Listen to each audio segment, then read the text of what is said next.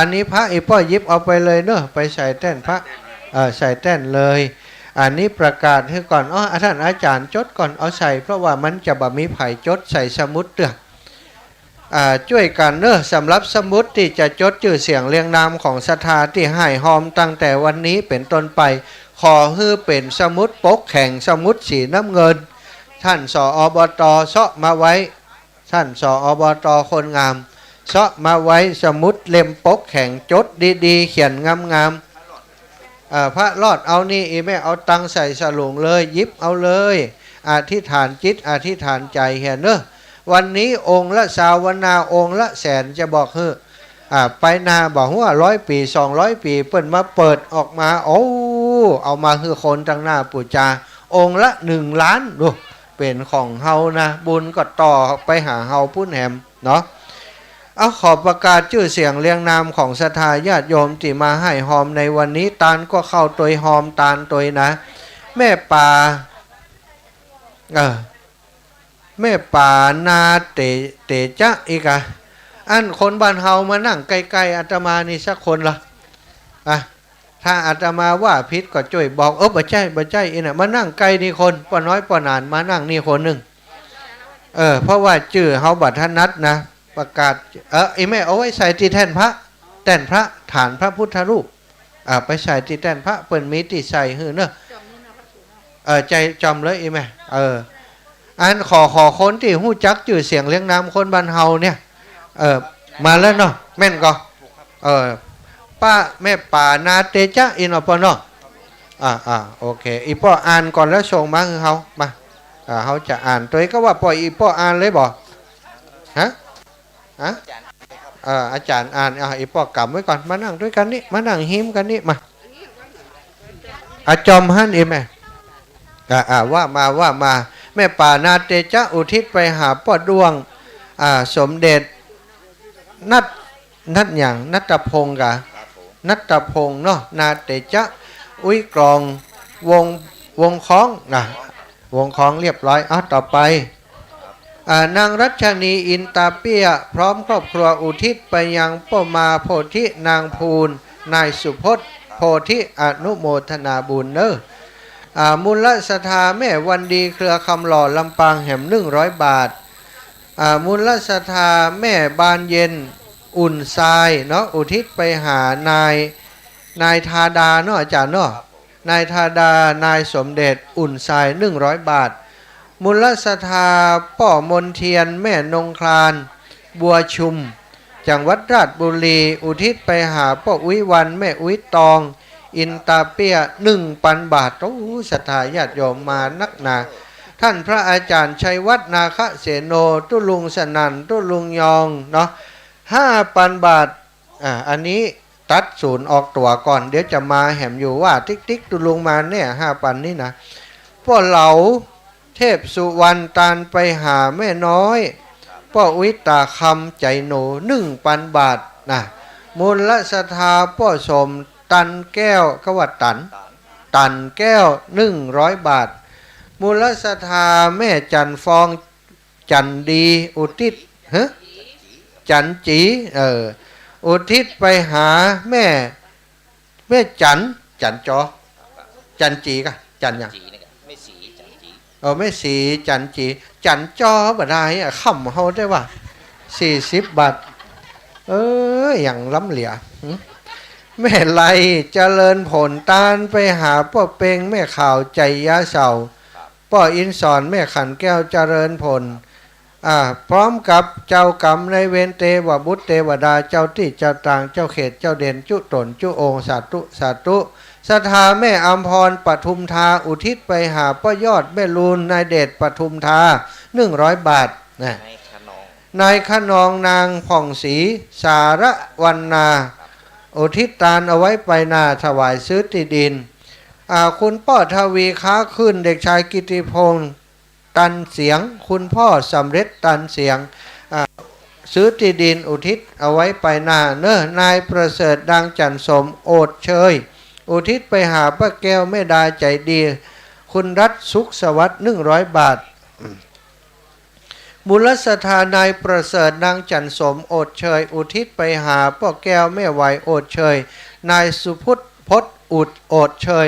40 บาทณศรัทธานายทรนางคำปันหนองผ้าขาวเนาะร่วมมาแห่ม200 บาทมูลศรัทธาอาจารย์วิทิตนางรัตนากรธีระวิทยานุกูลอุทิศฮือกับแม่หลวงกาบปินตาเปียเนื้อสตังอยู่ในอัตมาบหันเต้าใดศรัทธาบ่ได้บอกจำนวนร่วมบุญซื้อที่ดินนายสมชายนางฟองจันทร์หล่อเนตรถวายตาไปหาพ่อจันทร์แม่คำแปงหล่อเนตรเต้าใดก็แบบกำปุดปรากฏจำนวนมูลศรัทธาพ่อเขียวเรือนรักเรานายทรัพย์ทองสุขคำเซ็ตอุทิศไปหาแม่อุ้ยดีเรือนรักเราแม่อุ้ยจีอุ้ยลาสีสุขอุ้ยจนอุ้ยจนอุ้ยจนอุ้ยจนฮะสำเนียงพูดว่าอะไรอุ้ยจนอีกอะอุ้ยจนอุ้ยเป่าอุ้ยเป่าอีเนาะป้อทาเรือนรักเราป้อดีแม่พุทธนายพัดนางหาคำเซ็ตเจ้ากรรมนายเวรเทวบุตรเทวดาเรียบร้อยหมดแล้วก็เอานี่ก่อนนายสมชายนางฟองจันทร์หล่อเนตรพร้อมครอบครัวตานไปหาถวายตานไปไว้ไปนา200ป่อจันทร์แม่คำแปงหล่อเนตร100ป่ออุ้ยป่าแม่อุ้ยพุทธอุ้ยใสนายคำอาริโอด100อุ้ยเปงอุ้ยใจนายทองนายสว่างเทววันนะนายศูนย์อินตะวง100 บาทเทวดาเจ้ากรรมนายเวร100 บาทรวมเป็น600ท่านพระครูชลทานพิทักษ์ท่านอาจารย์อินจันทีตายุโกชื่อแต่เปิ้นร่วมบุญมา10,000 บาทโอ้ตุลงวันนี้หวยออกแม่ห้องใครหวยห้องใครเนอะตุลงไปลืมนะ257 10,000 บาทเนอะตุลงชลทานพิทักษ์โอ้ศรัทธานาบุญครูบาอาจารย์แผ่บุญมาตังเพเอาแหงมาช่วยเอาสติพญาปัญญามาช่วยอู้เปียจ่าบปอเป็นเจ้าพิธีบปอร่วมบุญแถม10,000 บาทเนาะ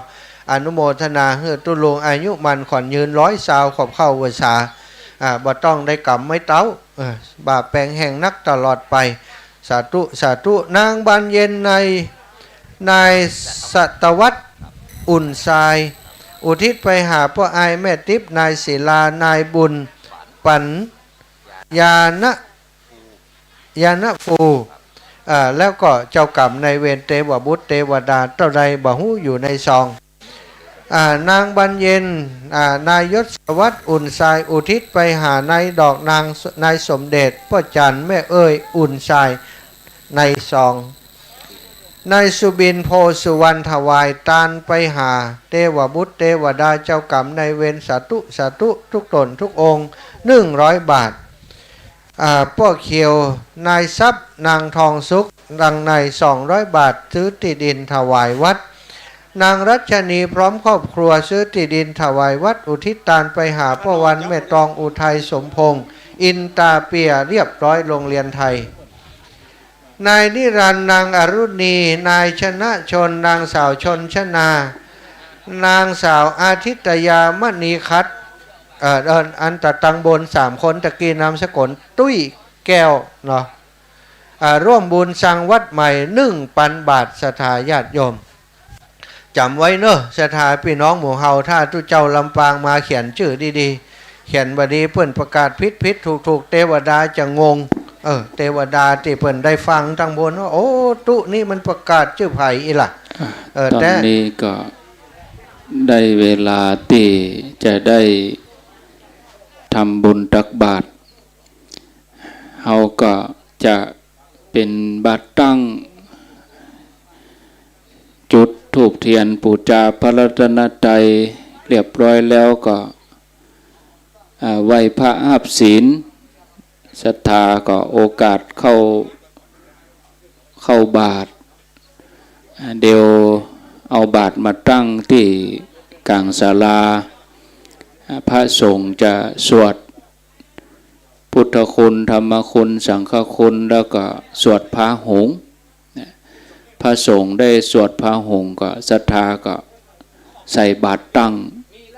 เดี๋ยวรอสักกรรมรอโต๊ะเก้าอี้รอบาทเอาบาทตั้งศรัทธาก็ตั้งแถวเตียวใส่เอาใส่ในบาทนะในศาลานี่ก็รวบรัดเวลาเนาะก็บ่ฮือเกิน30 นาที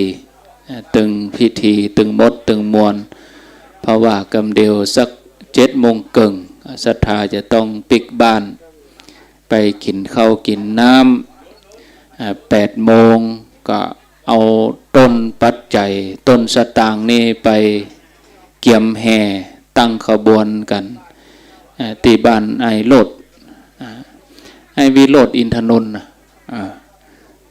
ตั้งขบวนกันแห่พระที่หั่นกันเดียวถ้าตอนที่เฮาออกจากอารามนี้ไป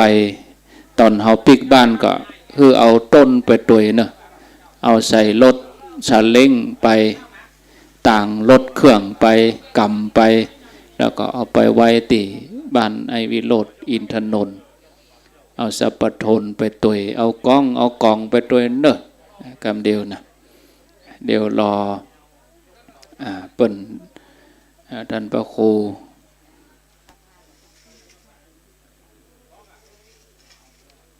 ศรัทธาทางแม่บ้านเปิ้นว่าทำบุญอย่างแล้วนี่บ่ต้องปิกบ้านแล้วเปิ้นมีข้าวเลี้ยงสบายเลยบ่ต้องเมื่อกินข้าวด้วยกันเนี่ยเนอะจะได้อยู่ด้วยกันนี่ร่วมพิธีด้วยกันนี่ไปกินข้าวเลี้ยงถวายภัตตาหารเจ้าพระคุณเจ้าก็ศรัทธาก็กินข้าวกินน้ำหมู่ที่อยู่ทางบ้านเพิ่นก็ก้อยทยอยมา8 โมงครึ่งก็ไปรวมกันที่บ้านไอวิโรธอินทนนท์เอาขันศีลมาเนอะเกี่ยมขันศีลเนาะขันศีลขันน้ำตาลขันแก้วตั้ง3ยกเข้ามาเลยเนาะเอาขันศีลขันแก้วตั้ง3ขันน้ำตาลเอาเข้ามาขันแก้วใจเย็นๆก็ให้ทำใหม่อยู่ตั้งใจเอาตั้งอกตั้งใจ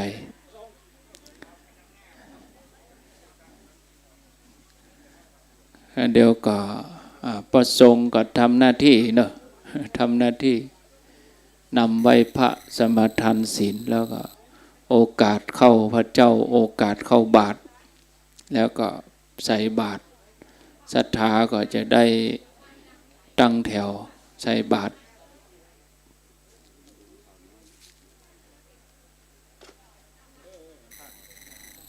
ได้ใส่บาตรเรียบร้อยแล้วเขาก็กล่าวคำถวายเป็นยังใจเย็นๆปิดท้ายตานขันเข้าก็ดาเรียบร้อยก็เอาตานเลยตานที่ตุปิวัดเป็นยังใจเย็น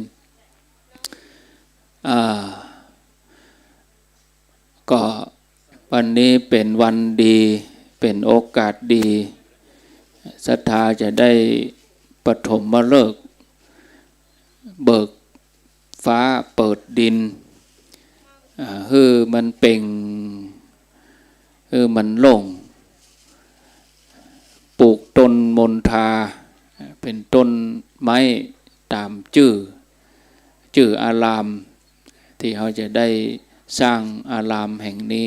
คือเจริญรุ่งเรืองกันต่อไปควายมาน้อยเบิดกับแม่นวลเพิ่นจะมาร่วมแม่นวลแซ่ยีเขาก็ได้เจิญเพิ่นจุดธูปเทียนปูชาพระรัตนตรัยไอ้น้อยพันจุดเทียนชนวนตั้งไว้ศรัทธาเฮาพร้อมแล้วเนาะศรัทธาทั้งหลายก็ขอเจิญพ่อหลวงอดุลข่าวน้อยผู้ใหญ่บ้านหมู่ที่3ได้จุดธูปเทียนบูชาพระรัตนตรัยขอเจิญ ศรัทธาเฮาปนมมือเน้อยกมือปนมมือ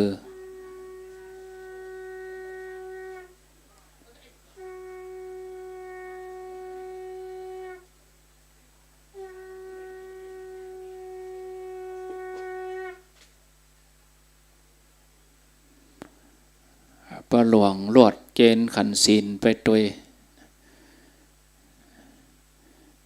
ลวดเกณฑ์ขันศีลที่ท่านพระครูกัลยาณปราโมทย์ไหวพระอาบศีลแล้วก็เกณฑ์ขันศีลตัวเลยไหวพระอาบศีลแล้วก็โยงเข้าพระเจ้าเนาะโยงเข้าพระเจ้าแล้วก็ลวดโยงเข้าบาตรพระสงฆ์ก็จะสวดพาหุงศรัทธาก็ใส่บาตรไหวพระอาบศีลเนอศรัทธาเนอ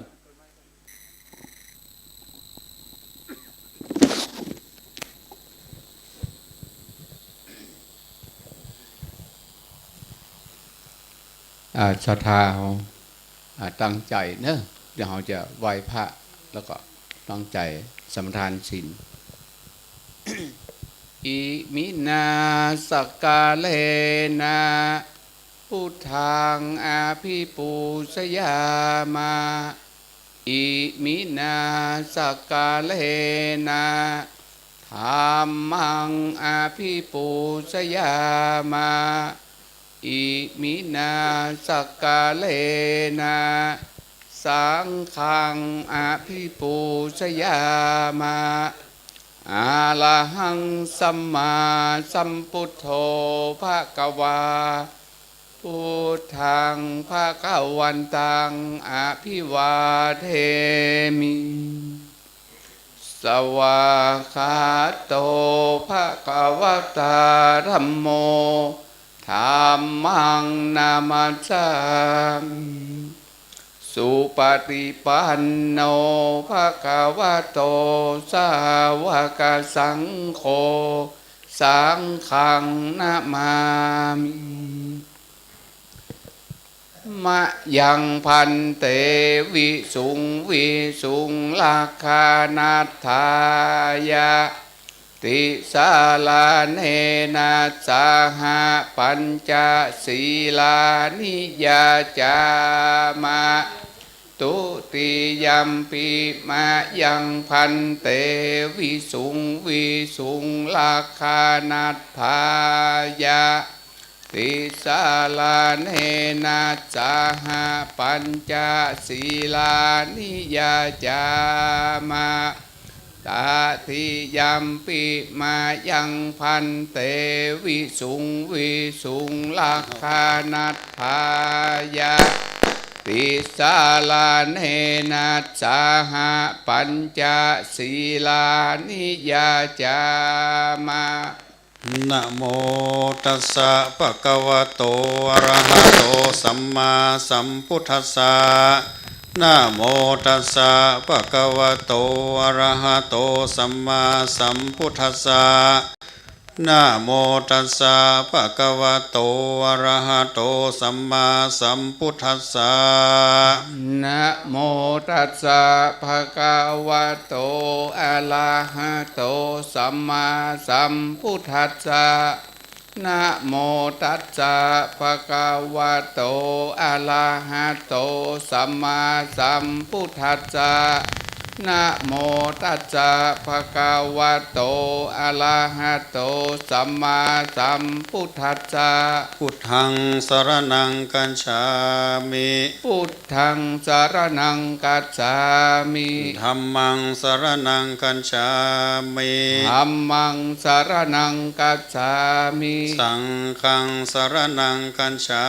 มิสังฆังสรณังกัจฉามิตุติยัมปิพุทธังสรณังกัจฉามิตุติยัมปิพุทธังสรณังกัจฉามิตุติยัมปิธัมมังสรณังกัจฉามิตุติยัมปิธัมมังสรณังกัจฉามิตุติยัมปิสังฆังสรณังกัจฉามิตุติยัมปิสังฆังสรณังกัจฉามิตติยัมปิพุทธังสรณังกัจฉามิต ตติยัมปิพุทธังสารนังกัจฉามิ ตาติยัมปิธัมมังสรณังคัจฉามิ ตติยัมปิธัมมังสารนังกัจฉามิ ตาติยัมปิสังฆังสรณังคัจฉามิ ตติยัมปิสังฆังสารนังกัจฉามิ ปานาติปาตาเวรมณีสิกขาปะทังสมาธิยามิ ปานาติปาตาเวละมณีสิกขาปะทังสมาธิยามิ อาตินนาทนาเวรมณีสิกขาปะทังสมาธิยามิ อะตินาทานาเวละมณีสิกขาปะทังสมาธิยามิ กาเมสุมิฉาจลาเวรมณีสิกขาปะทังสมาธิยามิ กาเมสุมิสาจาลาเวละมณีสิกขาปะทังสมาธิยามิ มุสาวาตาเวรมณีสิกขาปะทังสมาธิยามิ มุสาวาตาเวละมณีสิกขาปะทังสมาธิยามิ สุลาเมลยะมัจจะปมาตฐานาเวรมณีสิกขาปะทังสมาธิยามิ สุราเมลยะมัสสะปมาตฐานาเวละมณีสิกขาปะทังสมาธิยามิ อิมานิปัญจสิกขาปะทานิสีเลนะสุขติงยันติสีเลนะโภคสัมปทาสีเลนะนิพุติงยันติทัสสมาสีลังวิโสทะเย สาธุสาธุสาธุ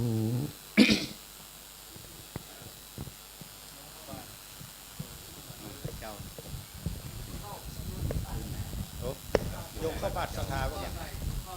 เข้าที่สายบาทโยงเข้าเข้ากันทุกองค์ต่างๆข้อเสนอเอาเข้ากันโอตานาปินดีปาตังทานังนิปานาปัจจัยโยหนตุโนนิจังโอตานาปินดีปาตังทานังนิปานาปัจจัยโยหนตุโนนิจังโอตานาปินดีปาตังทานังนิปานาปัจจัยโยหนตุโนนิจัง นะโมตัสสะภะคะวะโต ศรัทธาเอาลูกเลยเนาะ สัมมาสัม เอา พุ ข้อ ท ใส่ ธั บา ส ตรเลย สะ เด้อ นะโมตัสสะภะคะวะโตอะระหะโตสัมมา สัมพุทธัสสะ นะโมตัสสะภะคะวะโตอะระหะโตสัมมาสัมพุทธัสสะอิติปิโสภะคะวะ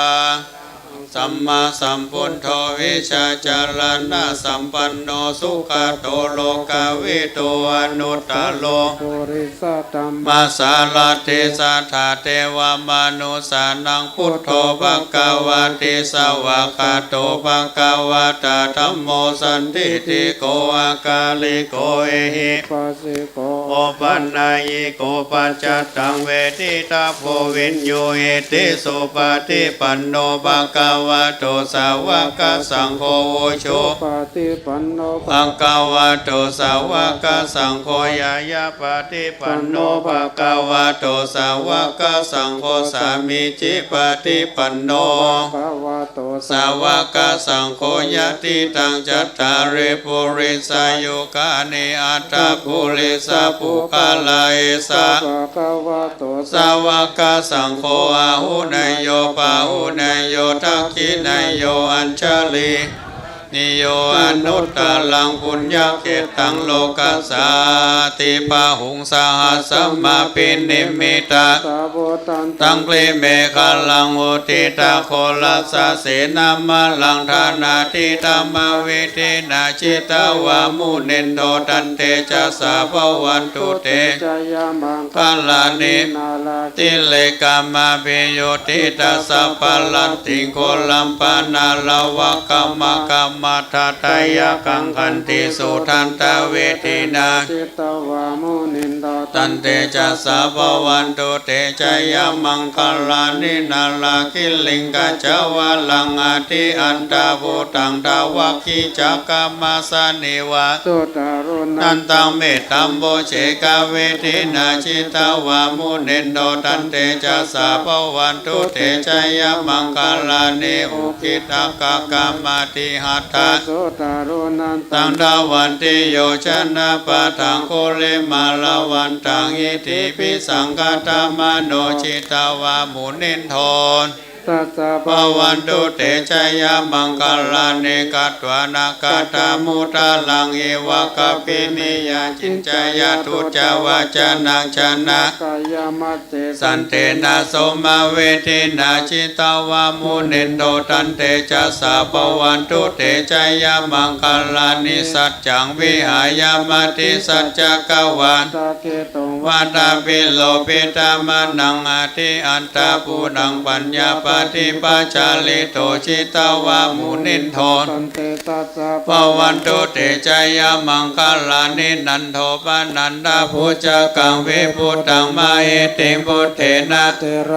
จักเขนะปยันโตเอตุปะเทสเวทินาชิตาวามุนินโตตันเตชะสาปวันตุเตชะยามังคลานิตาปิพุทธจยมังคาราอันตกตโยวัจโนทินาทิเนสลาเตมันตันติตวานาเดกเวเวทานิจุปัตวานิโมขังสุขังอธิกามยานโรสปัญโยมหากาโลนิโกนาโทเอตายาสัพปานินางปุเรตวะปาลามิสัพพวัตโตสัมโพธิโมตตามังเอเตนะสัจจาวะเจนะโหนโตเตชะยามังคลังจยันโตโพธิยามุเลสกายานังนันเทวตาโนเอวังตาวังวิจัยโยโหหิจยโสจยมังคาเรอัปปราชิตาปัลลังเกสิเสปทาเวปุคาเลอภิเสเกสัพพพุทธานังอากาปโตปโมทัตติสุนักตังสุมังคลังสุปปะตังสุทิตังสุกโนโตโมโตจัสโสยิตังบรมมจาริสุปทักขินังกายกัมมังวาจากัมมังปทักขินังปทักขินังมโนกัมมังปณิทิเตปทักขินาปทักขินานิกัตวานาราพันตเตปทักขิเนปวัตตุสัพพมังคลังรักขันโตสัมมาเทวตาสัพพพุทธานุภาเวนัสสทธาสุทิภวันตุเตภวัตตุสัพพมังคลังรักขันโตสัพพเทวตาสัพพธัมมานุภาเวนัสสทธาสุทิภวันตุเตภวัตตุสัพพมังคลังรักขันโตสัพพเทวตาสัพพสังฆานุภาเวนัสสทธาสุทิภวันตุเตสาธุสาธุสาธุเดี๋ยวรอศรัทธาได้ใส่บาตรแล้วสักกรรมศรัทธาใส่บาตรแล้วก็เอายกบาตรมาตั้งตรงหน้าพระสงฆ์เอาขันโตกมาเหี่ยขันเดียวก็เพราะเป็นมติเหี่ยขันเนาะแม่บ้านแม่ครัวเกียมขันโตกขันเดียวก็เพราะเด้อเอาเป็นมติเอาขันเดียวพอละเอาเลยกล่าวคำถวายเลยเขาก็ไปสู่มายาวๆตอนบึดกันเนาะสู่มาขวดตาลบึดก็เวลาแม่เจ้านี่ก็เอารวบรัดขั้นตอนหน่อยเดี๋ยวศรัทธาใส่บาตรแล้วก็ยกบาตรมาตั้งที่พระสงฆ์กล่าวคำถวายกล่าวคำถวายเรียบร้อยกับพระสงฆ์พวกก็จะฮือปอนก็คงจะจบบ่เกิน7 โมงครึ่งศรัทธาทั้งหลายวันนี้ก็ต่างคณะกอง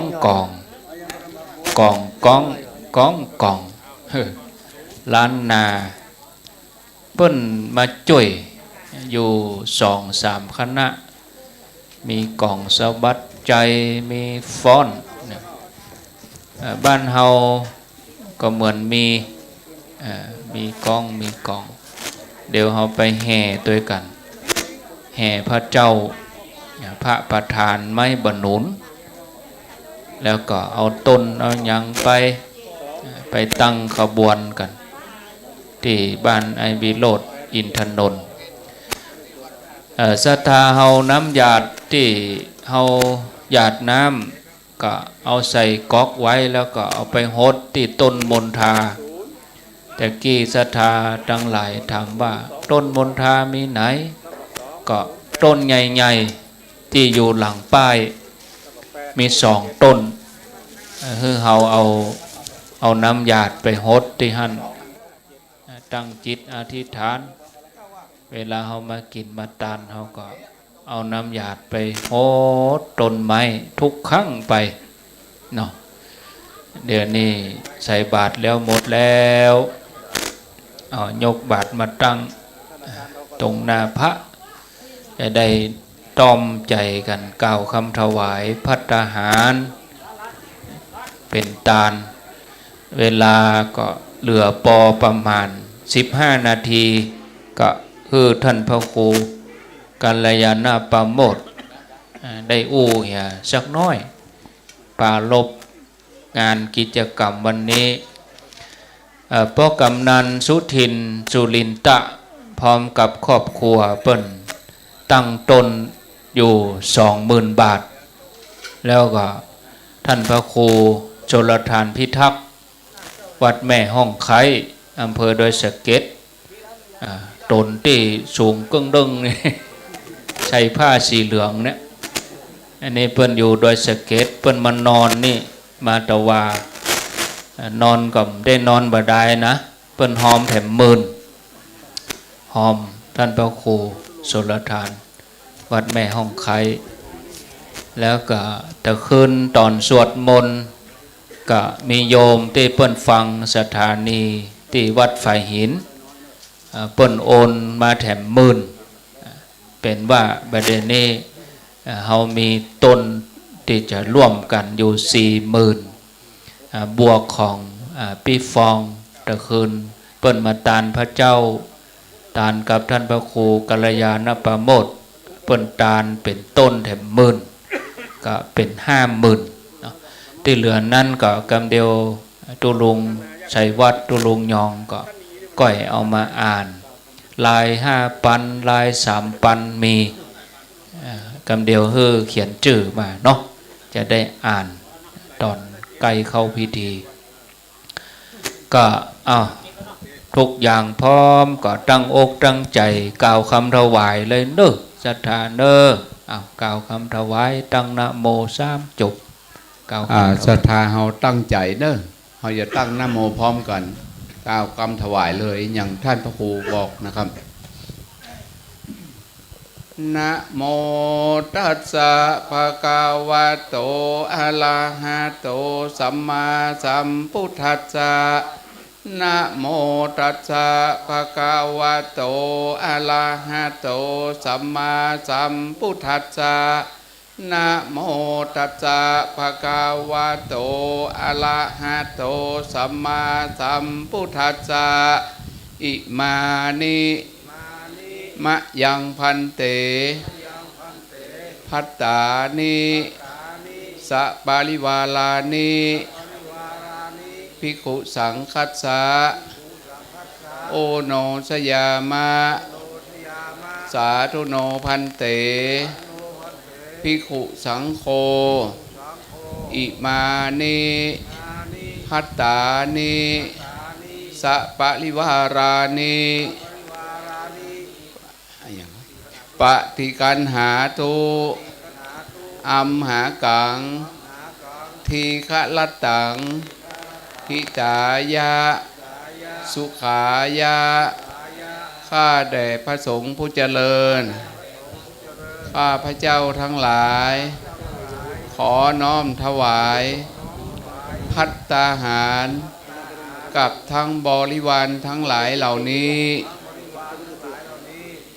แก่พระภิกษุสงฆ์ขอพระภิกษุสงฆ์จงรับภัตตาหารกับทั้งบริวารทั้งหลายเหล่านี้ของข้าพเจ้าทั้งหลายเพื่อประโยชน์และความสุขแก่ข้าพเจ้าทั้งหลายสิ้นกาลและนานเทอญสาธุขอศรัทธาเอาไปเกณฑ์ ป้อหลวงทรงป้อหลวงดุลไปประเคนบาทตัวขันโตกตัวพระเจ้าเกณฑ์พระเจ้าก่อนป้อหลวงทรงเกณฑ์พระเจ้าก่อนเกณฑ์ครูบาอาจารย์เรียบร้อยแล้วก็ของกินตั้งหลายนี่ถ้าเหลือจากพระสงฆ์ก็อนุญาตเด้อเป็นอุปโลกไปในตัวบางเฮือเป็นบาปเป็นกรรมศรัทธาได้กินต่อบ่ได้แบ่งเป็นปุ่นเป็นส่วนก็หลังจากพระสงฆ์ได้ฉันแล้วก็อนุญาตให้ศรัทธาได้รับประทานได้กินบ่เป็นบาปเป็นกรรมก่อนที่จะได้รับปอนก็นิมนต์ท่านพระครูกัลยาณปาโมทย์ได้ได้จาขอนิมนต์ครับขอกราบถวายความเคารพท่านอาจารย์ท่านพระครูชลทานพิทักษ์ท่านเจ้าวัดแม่ห้องไคล้อำเภอดอยสะเก็ดอย่างยิ่งแล้วก็ไหว้สาครูบาอาจารย์ทุกท่านทุกลูกทุกองค์ที่ได้มาร่วมกันในที่นี้เจริญพรพ่อหลวงบ้านคณะกรรมการศรัทธาญาติโยมทั้งหลายที่เจ้านี่เป็นปฐมฤกษ์ในการที่เขาได้มีการทำบุญสมทานศีลได้ฮือตานแล้วก็มีการใส่บาตรใส่บาตรตานเป็นเจ้าแรกเป็นปฐมฤกษ์ในการดำริที่เขาจะได้ก่อตั้งสร้างวัดขึ้นณที่นี้เป็นมงคลละเลิกอย่างยิ่งศรัทธาญาติโยมเลิกวันนี้เป็นวันดีครูบาอาจารย์เพิ่นได้หาเลิกที่ดีเขาแก่เขาวันนี้หลายท่านหลายตนหลายองค์ที่ได้เสียสละเวลาโอกาสทั้งความคิดความหันสละแรงกายแรงใจแรงทรัพย์ได้มาเกื้อหนุนที่จะกัดตั้งจะให้วัดนี้เกิดขึ้นมีในพระพุทธศาสนาวันนี้เป็นอุดมมงคลอย่างยิ่งอย่างที่พ่อแม่ศรัทธาญาติโยมได้หูได้หันว่าพระสงฆ์ที่มาแต่ละตนแต่ละองค์นั้นมาจากหลายทิศหลายทางมาร่วมกันในที่นี้เพียงแต่บอกกล่าวเพื่อรับทราบพระหูบ่ได้ออกใบนิมนต์ท่านอาจารย์ท่านพระครูทั้งหลายได้ยินก็มีความยินดีปิติยินดีอย่างยิ่งในการที่จะมาช่วยกันในการที่จะเกิดวัดเกิดวาที่นี่เพราะนั้นพ่อแม่ศรัทธาญาติโยมการเริ่มสร้างวัดนี้ถึงแม้จะเป็นการปรารภจะว่าอาตมาเป็นลักก็ว่าบ่ได้เพราะว่าอาตมาเองก็เอาคำว่าสงฆ์เป็นใหญ่นะศรัทธาญาติโยมในการที่ดำรินี่อาตมาเองปรารภตนอยู่เสมอว่าทำเพื่อพระสงฆ์แล้วในการพิจารณาทุกสิ่งทุกอย่างตั้งแต่การตั้งชื่อวัดก็ดีการเจ้าที่ดินก็ดีเนี่ยก็จะต้องอาศัยคำว่าสงฆ์เป็นผู้ได้พิจารณาร่วมกัน ตั้งแต่เฮามาดูที่ดูตังตั้งแต่แรกก็ต้องเอาพระสงฆ์ตั้งแต่4รูปขึ้นไปเพราะนั้นสิ่งที่เฮาร่วมใจกันได้ทำนี้ศรัทธาญาติโยมเขาคิดว่าเฮาสร้างแล้วเฮาจะได้ถวายแก่สงฆ์ที่มาจากที่ทั้ง4วันนี้เป็นอุดมมงคลเลิกที่ว่าพระสงฆ์ได้มาร่วมกันในที่นี้เป็นวันแรกอันนี้เป็นการบ่งบอกไปหน้าว่าวัดวาสถานที่นี้คงจะมีความเจริญรุ่งเรืองไปหน้าอย่างแน่นอนอันนี้ก็บรรนักบรรยาวเนาะเพราะว่าเฮามีงานหลายประการกินข้าวงายแล้วนี่เขาก็ได้ร่วมกันสร้างบุญอันยิ่งใหญ่อีกทีหนึ่งเพื่อว่าตามขั้นตอนพิธีการก็อาตมาเองได้เอาพระพุทธรูปเป็นไม้บรรนุนคำว่าไม้หนุนก็เป็นไม้มงคลแกะเป็นพระพุทธรูปหลวงพ่อเพชรที่จำลองมาจากวัดท่าหลวงที่กำแพงเพชรมาประดิษฐานเป็นองค์แรกในพระวิหารจำลองหรือว่าวิหารชั่วคราวหลังนี้แต้นแก้วนี่จะเป็นแต้นแก้วที่ต่อไปหน้าถ้าเขาขึ้นวัดขึ้นมาแปลงวิหารเขาก็ใช้จุดนี้เป็นจุดแต้นแก้วไปเลยนะมันมีการลื้อถอนไปทางอื่นได้วางแบบวางแผนไว้แล้วกับครูบาอาจารย์หลายรูปหลายองค์แล้วก็ท่านอาจารย์ท่านพระครูสถิตสารคุณวัดหนองผาขาวท่านก็ได้ถวายพุทธรูปหินสีขาว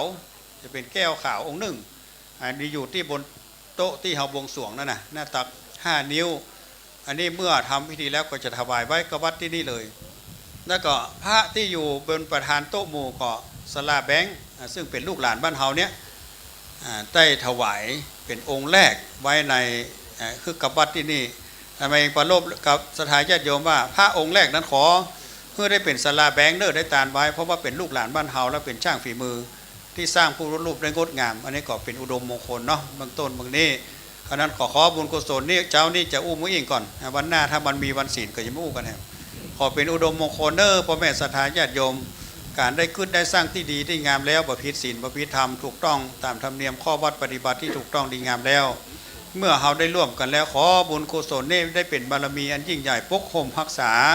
ครูบาอาจารย์พระสงฆ์องค์สังฆเจ้าและเจ้ามูลศรัทธาทุกท่านทุกคนเพื่อได้อยู่เย็นเป็นสุขคือมีอายุตีขาดอย่างมั่นจะได้อยู่กำจูวัลพุทธศาสนาได้อยู่สร้างคุณงามความดีได้สร้างบารมีแห่งตนคือแก่กล้าในพระพุทธศาสนาจะได้เป็นเหตุเป็นปัจจัยเอาตนตัวเข้าสู่สวรรค์ชั้นฟ้าและเนรปานสมกรรมกำผาธนาเหมือนกันทุกท่านทุกคนเทินต่อไปเอาปอนเลยเนาะตั้งใจยัดน้ำเด้อดนตรีก็เล่งมาละยะถาวาริวหาปุราปาริปุเรนติสาคารังเอวเมวิโตตินังเปตานังอุปกปติอิชิตังปฏิตังตุมหังคิปะเมวะสมิจันตุสเปปุเรนตุสังกปาจันโทปนรโสยะถามณิโชติรโสยะถาสัมเปติโยวิวาจันตุสัพพะโรโควินาศทุมมาเตภวันตวันตรายโยสุขิเดกายุโกภวะวิวาทนา เสเดสเนจังบุตตาปัจจายโนจัตตารโรธรรมาวันชันติอายุวันโนสุขังภาลังอายุโท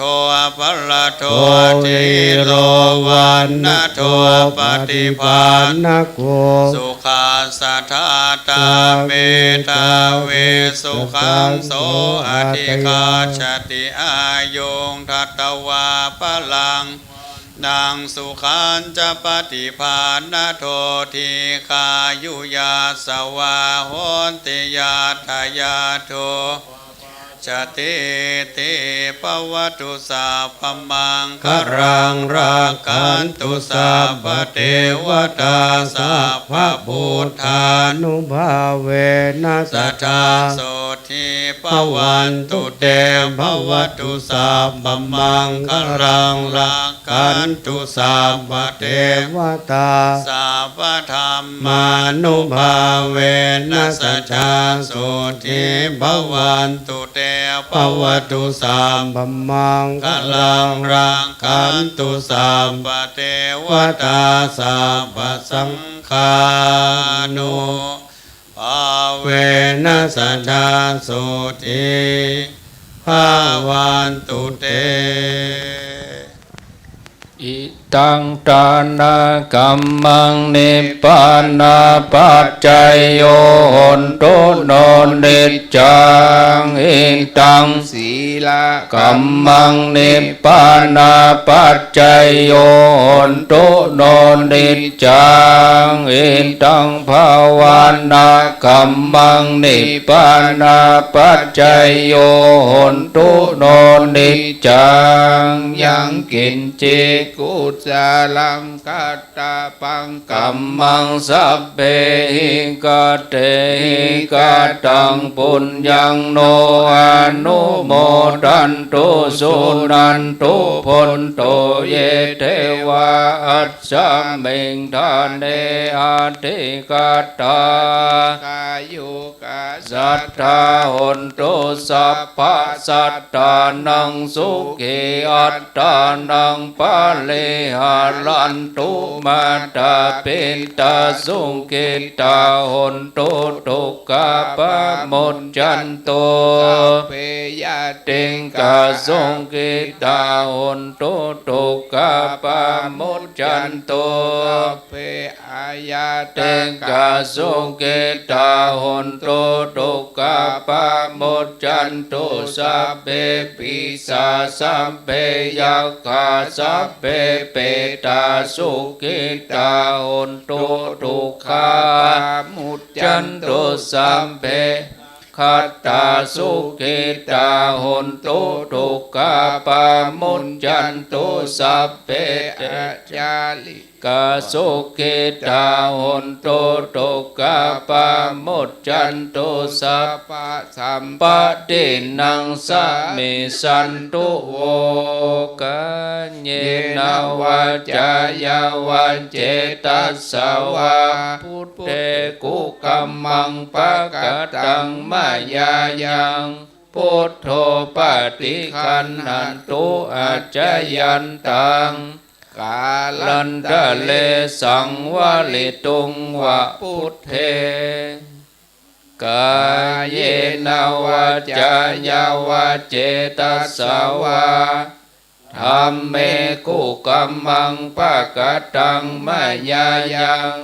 ธัมโมปฏิคันหันตุอาจยันตัง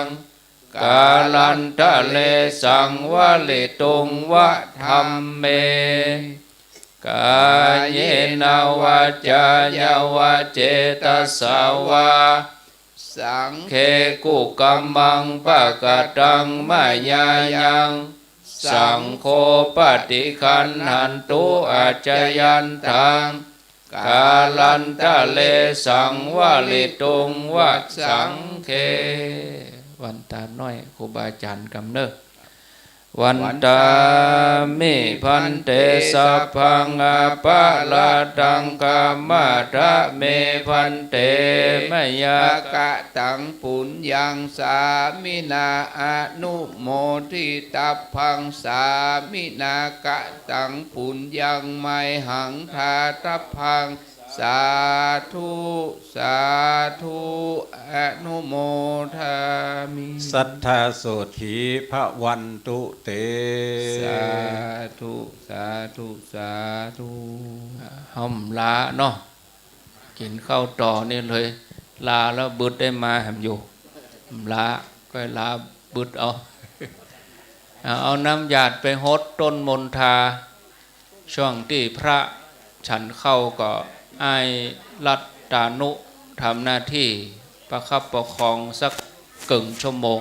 ก็เดี๋ยวตุลุงยองจะไปเปลี่ยนไอ้รัตตานุ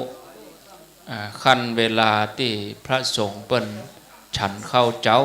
เรียบร้อยถ้าตุลุงเปิ้นฉันแล้วก็ก้อยไปเปลี่ยนต้นนี้อยู่หลังป้ายเนอะศรัทธาต้นใหญ่ๆเอาน้ำหยาดไปฮดที่หั่นถึง2 ต้นเลยต้นมนทาถึง2 ต้นมันต้องเปิดเพลงอะเจมันต้องเปิดเพลงไปแข่งเปิ้นอะเจเอ้ยมันใจบรรยากาศเดี๋ยวมันต้องเปิดเพลงอะมันจะไปแข่งกันเอาฟังเพลงของเปิ้นพุ่นเอาต้องเปิด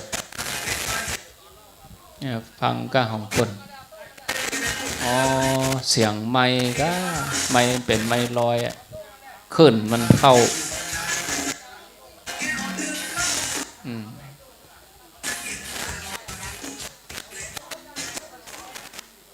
เสียงอันบลูทูธของพวกเครื่องข้างว่ามันเข้ามา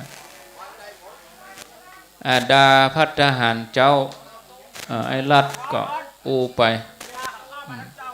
เอาไม้ไปปุ้นเดี๋ยววิทยุมันจะเงียบ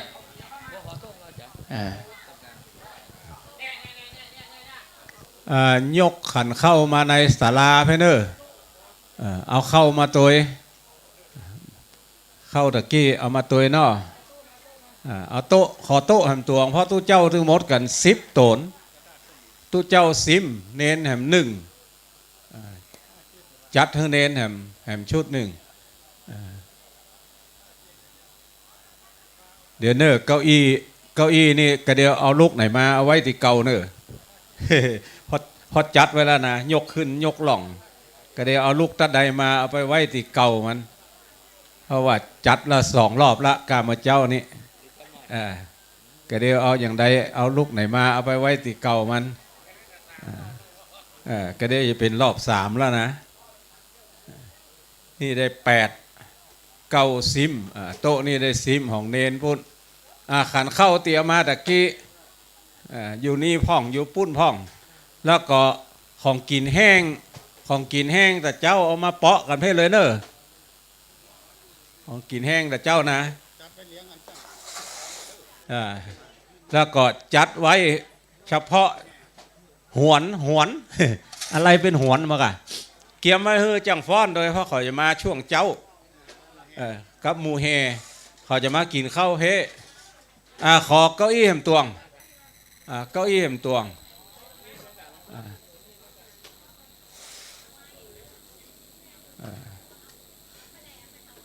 เอาละเปาะสีขาวเอาละเปาะสีขาวเอาละเอาไว้ติเกาเอาสีนั่นมาเอามาให้ตวงอันนั้นเน้นตนเดียวเอาไว้หั่นเปาะเก้าอี้กี้มาเฮ้เก้าอี้สีน้ำเงินเอาสีน้ำเงินนี่ขึ้นมาให้เก้าอี้ไอ้รัดมีไหนอู้ไปมีอย่างก็อู้ไปมีอย่างก็ห้องเพลง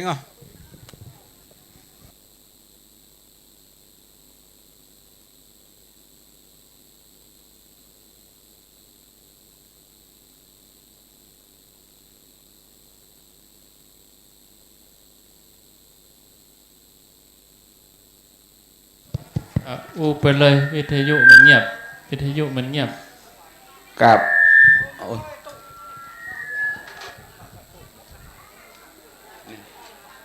กับไหว้สาครูบาอาจารย์ทุกตนทุกองค์นะครับวันนี้ผมรู้สึกว่าเป็นนิมิตหมายอันดีสำหรับวัดใหม่หรือว่าอารามใหม่เฮานะครับอารามเหล่ามนทานะครับบ้านเหล่าเป้าหมู่ที่3ตำบลดอยหล่อนั้นก็ขอขอบคุณกับบรรดา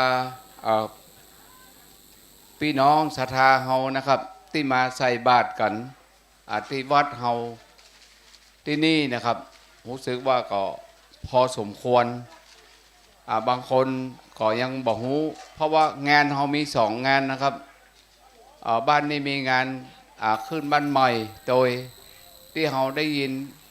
เครื่องเสียงนะครับมานี่อันนี้เป็นงานทำบุญขึ้นบ้านใหม่แล้วก็งานเฮานี่เฮาก็เริ่มมาตั้งแต่ตะวามาแล้วนะครับตั้งแต่วันที่22จนถึงวันที่23หรือว่า23นี้ครับตรงกับวันพฤหัสแฮม9 ค่ำเดือน9นี่ครับอันนี้ก็ศรัทธาพ่อแม่พี่น้องเฮาวันนี้ก็ยังได้ก็กินข้าวน้ำข้าวงายแล้วนะครับช่วงเจ้านี้เฮาจะไปแห่เอาพระประธานนะครับที่บ้านไอวีโรดอินทนนท์นะครับพอเฮาเอาพระไปไว้จุดนั้นเฮาจะไปแห่กันมานั้นก็ขอให้บรรดาศรัทธาเฮานะครับไปกันหลายๆนะครับไปกันหลายๆกินข้าวน้ำข้าวงายแล้วนะครับไม่ใช่ไปตอนนี้ครับอันนี้ก็ขอเอิญบอกให้กับบรรดาพ่อแม่พี่น้องเฮาศรัทธาผู้เฒ่าผู้แก่ถ้าไผ่บ่ไปจะกินข้าวนี่ก็ได้นะครับรอพระเปิ้นสันเสร็จครับจะกินก็ได้อันนี้ก็เขาจะได้เลี้ยงหมูแห่โดยนะครับอย่างที่ท่านพระครูเปิ้นบอกว่าวันนี้จะมีหมู่กองสบัดใจกับจ้างฟ้อนนะครับที่เปิ้นจะมาช่วยงานของเขานะครับอันนี้ก็เป็นเนื้อนาบุญกับรู้สึกว่าจ้างฟ้อนจะมาแล้วนะครับอันนี้ก็เกียมนะครับข้าวปลาอาหารแม่บ้านเกียมเลี้ยงเปิ้ลนะครับเดี๋ยวผมก็จะโอนไม้ให้กับไอ้ไพรัตน์ตานุนะครับเขาเป็นเลขาทางที่วัดใหม่เฮานะครับก็มีฝ่ายการเงินนะก็มีไอ้สมชายหล่อเนตรนะครับเขาเป็นละอ่อนนุ่มอยู่ที่ว่าเอามาเป็นทางฝ่ายการเงินนะครับเดี๋ยวก็อันเจ้าฟ้อนกองสบายใจมาแล้วแล้วก็อันเจ้าฟ้อนหลับปูนมาแล้วค้างหังดงจ้างฟ้อน กองฉบับใจก็มาเรียบร้อยแล้วนะครับค้างที่ไหนก็ละปูนอ๋อละปูนมาแล้วนะครับขาค้างที่หางดงนะครับอันนี้แม่บ้านเขาก็เตรียมเนอะครับอย่างที่ผมบอกเข้าป่าอาหารนะครับเตรียมไปเลี้ยงเปิ้ลแถมเขากินข้าวอิ่มหนำสำราญแล้วนะครับเสร็จแล้วเขาจะพากันไปแห่เอาพระประธานเขาที่บ้านไอวิโรจน์อินทนนท์นะครับผมก็โอนไม้ให้กับไอไพรัตน์นะครับครับขอบคุณครับ10 นิ้วขอกราบไหว้สาพระเดชพระคุณหลวงพ่อทุกรูปทุกตนนะครับที่เปิ้นได้มาโปรดเมตตากับคณะสัทธาบ้านเหล่าเปาหรือว่าอารามใหม่เหล่ามนทาบ้านเหล่าเป้าแห่งนี้นะครับวันนี้ทางคณะสัทธาบ้านเหล่าเป้าพร้อมทั้งคณะสัทธาต่างบ้านที่เพิ่นได้มาร่วมทำบุญในตอนเช้านี้นะครับก็มากพอสมควรดังนั้นแล้วในวันนี้นะครับทางคณะสัทธาทุกท่านที่ฟังรายการคลื่นสีขาวแห่งนี้นะครับก็ขอเชิญนะครับตอนนี้ได้เลยนะครับเพราะว่าเวลาประมาณ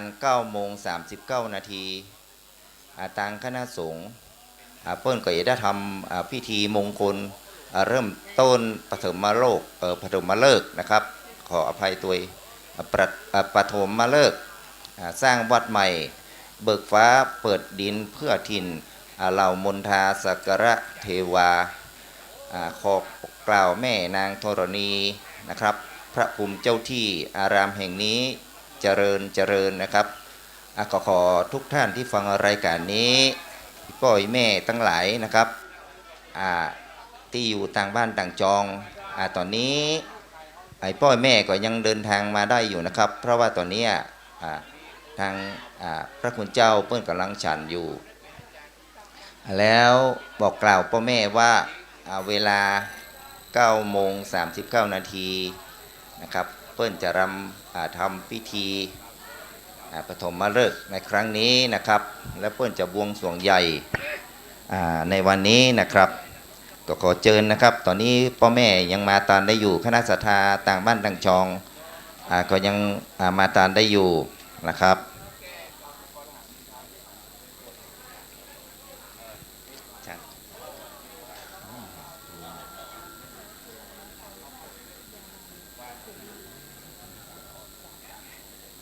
ครับตอนนี้นะครับกล่องสบัดใจนะครับของคณะนักศึกษามหาวิทยาลัยจุฬาลงกรณ์ราชวิทยาลัยนะครับของวัดเจดีย์หลวงของเรานะครับตอนนี้น้องๆก็ได้เดินทางมาแล้วนะครับพ่อแม่ที่อยากจะเห็นน้องๆของเราหรือว่าพ่อแม่หรือว่าทุกท่านอยากจะเห็นน้องๆของเรารำฟ้อนหรือว่ากองฉบับชัยในครั้งนี้นะครับขอเชิญนะครับมาร่วมทำบุญกับคณะศรัทธาบ้านเหล่าเป้าหรือว่าอารามเหล่ามนทาแห่งนี้นะครับตอนนี้จ้างฟ้อนกลุ่มตำบลอุโมงค์เจ้าป่อกูช้างนะครับตอนนี้ฟ้อนไหวสาปรมีฟ้อนไหวขันดอกนะครับตอนนี้เพิ่นจะโปรยขันดอกโปรยดอกโปรยอย่างหลายๆอย่างนะครับก็ขอเชิญพ่อแม่นะครับถ้าฟังรายการนี้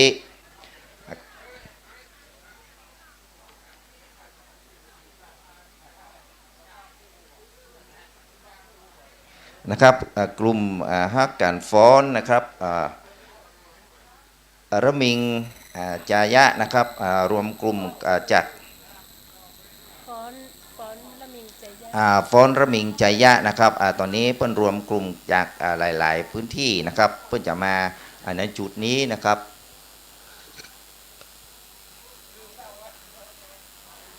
ครับวันนี้เวลา9:39 นาทีนะครับเพราะว่าตอนนี้พระคุณเจ้าหลายๆท่านเพิ่นก็ได้เดินทางมาแล้วนะครับดังนั้นแล้วขอให้พ่อแม่ทั้งหลายนะครับเดินทางมาได้นะครับตอนนี้ก็มีคณะศรัทธาเพิ่นมาร่วมบริจาค ซื้อที่ดินนะครับก็มีศรัทธานายจันแก้วกันทวงศ์นะครับถวายที่ดิน1,000 บาทอุทิศส่วนบุญส่วนกุศลไปให้นางมูลกันทวงศ์ที่ล่วงลับไปแล้วนะครับก็มีศรัทธานายจันแก้วกันทวงศ์แหมอุทิศไปหาพ่อคำแม่มูลกันทวงศ์นะครับในซอง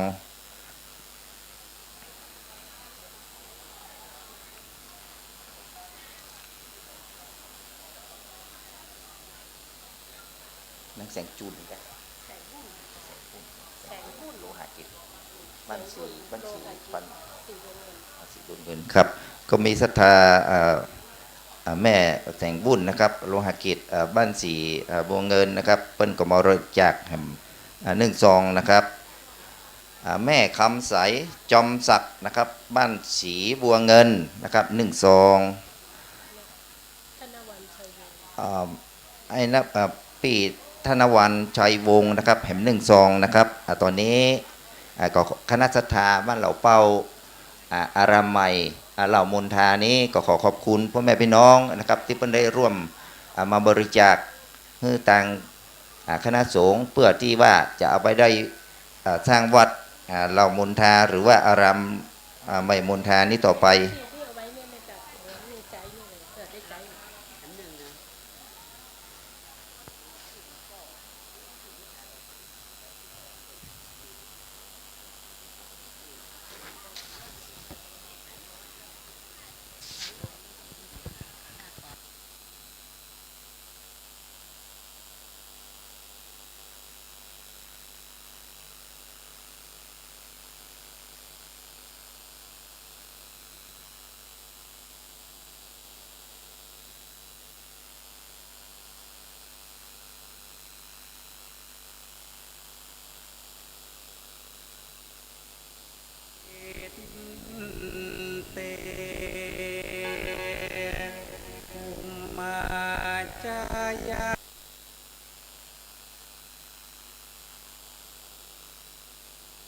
ยันตุเทวาชาลักขะละวิสเมยักขะทันทัพพนาคาติทันตา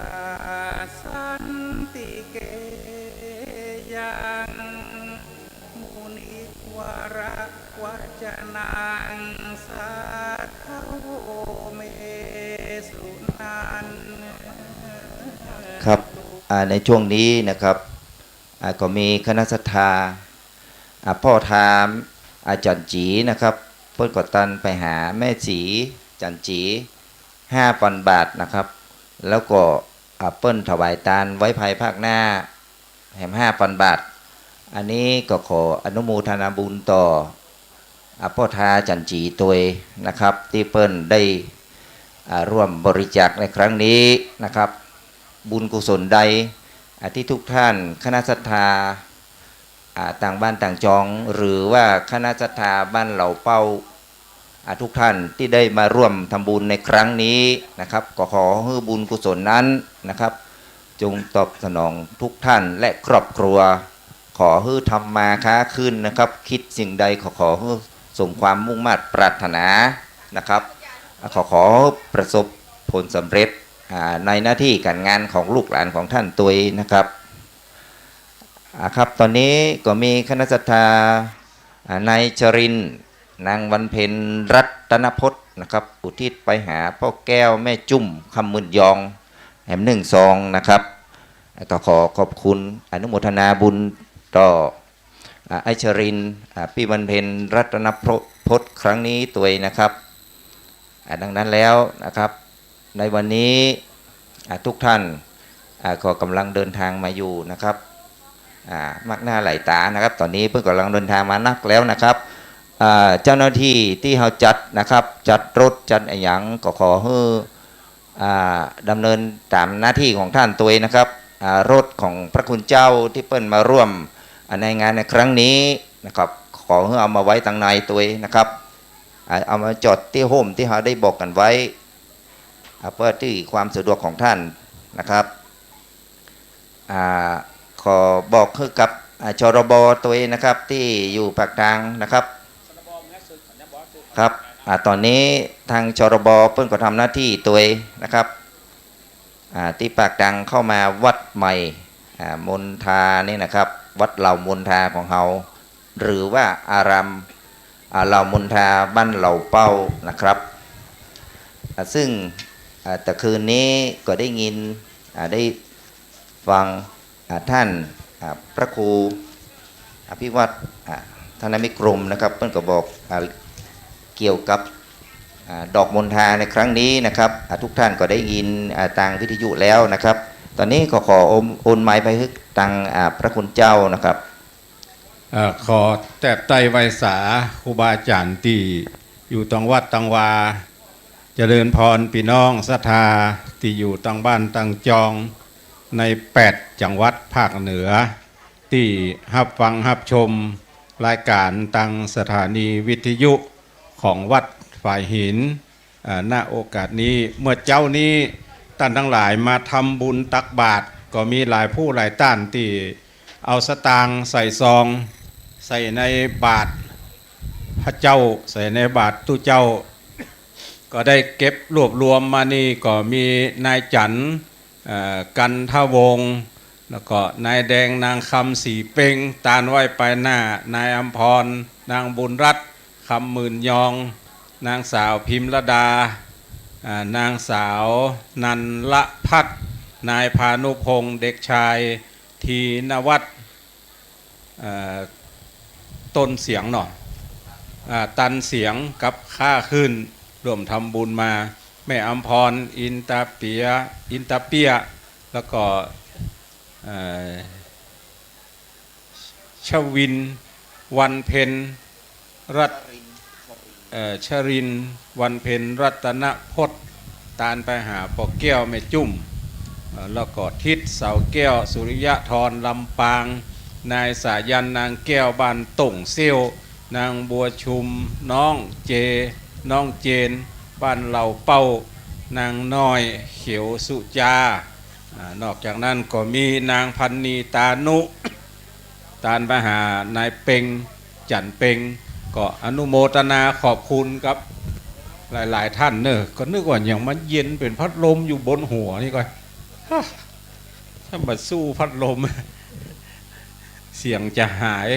ก็อนุโมทนากับพี่น้องศรัทธาทั้งหลายเนอะที่ให้หอมกันมาตามกำลังทรัพย์ตอนนี้อยู่ในช่วงเตรียมการ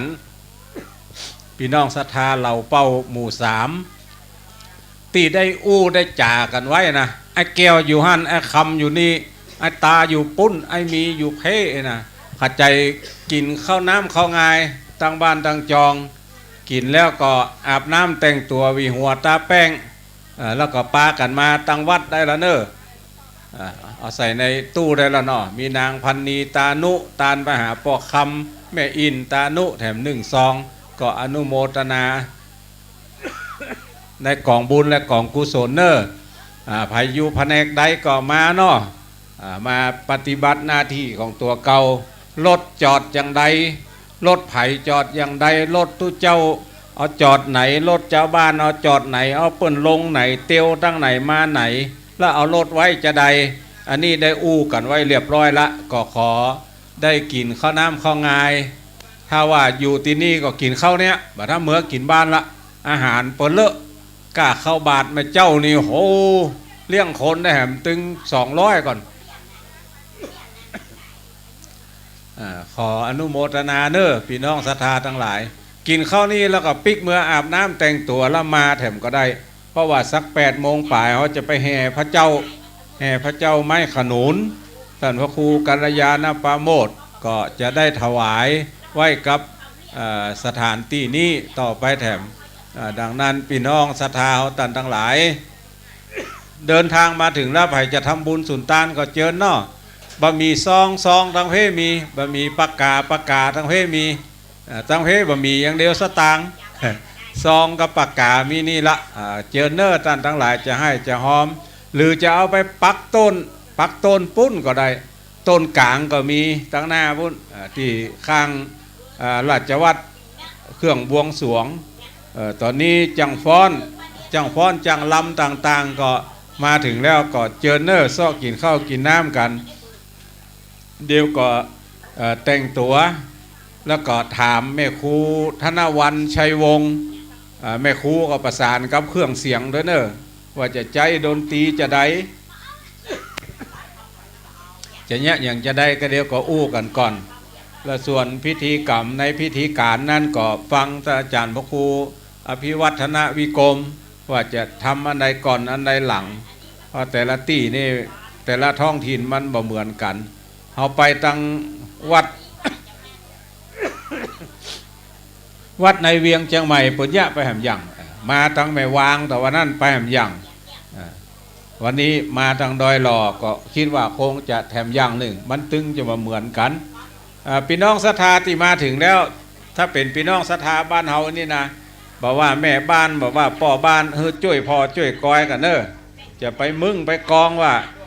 ไอ้แก้วอยู่ตอนนั้นละอีกคำอยู่ตอนนั้นละเขากำลังเนี้ยก็หายนะจะไปมึงไปกองกันคือมาเลยช่วยกันเนาะเพราะว่าถ้าเอามึงเอากองกันนี่มันจะลำบาก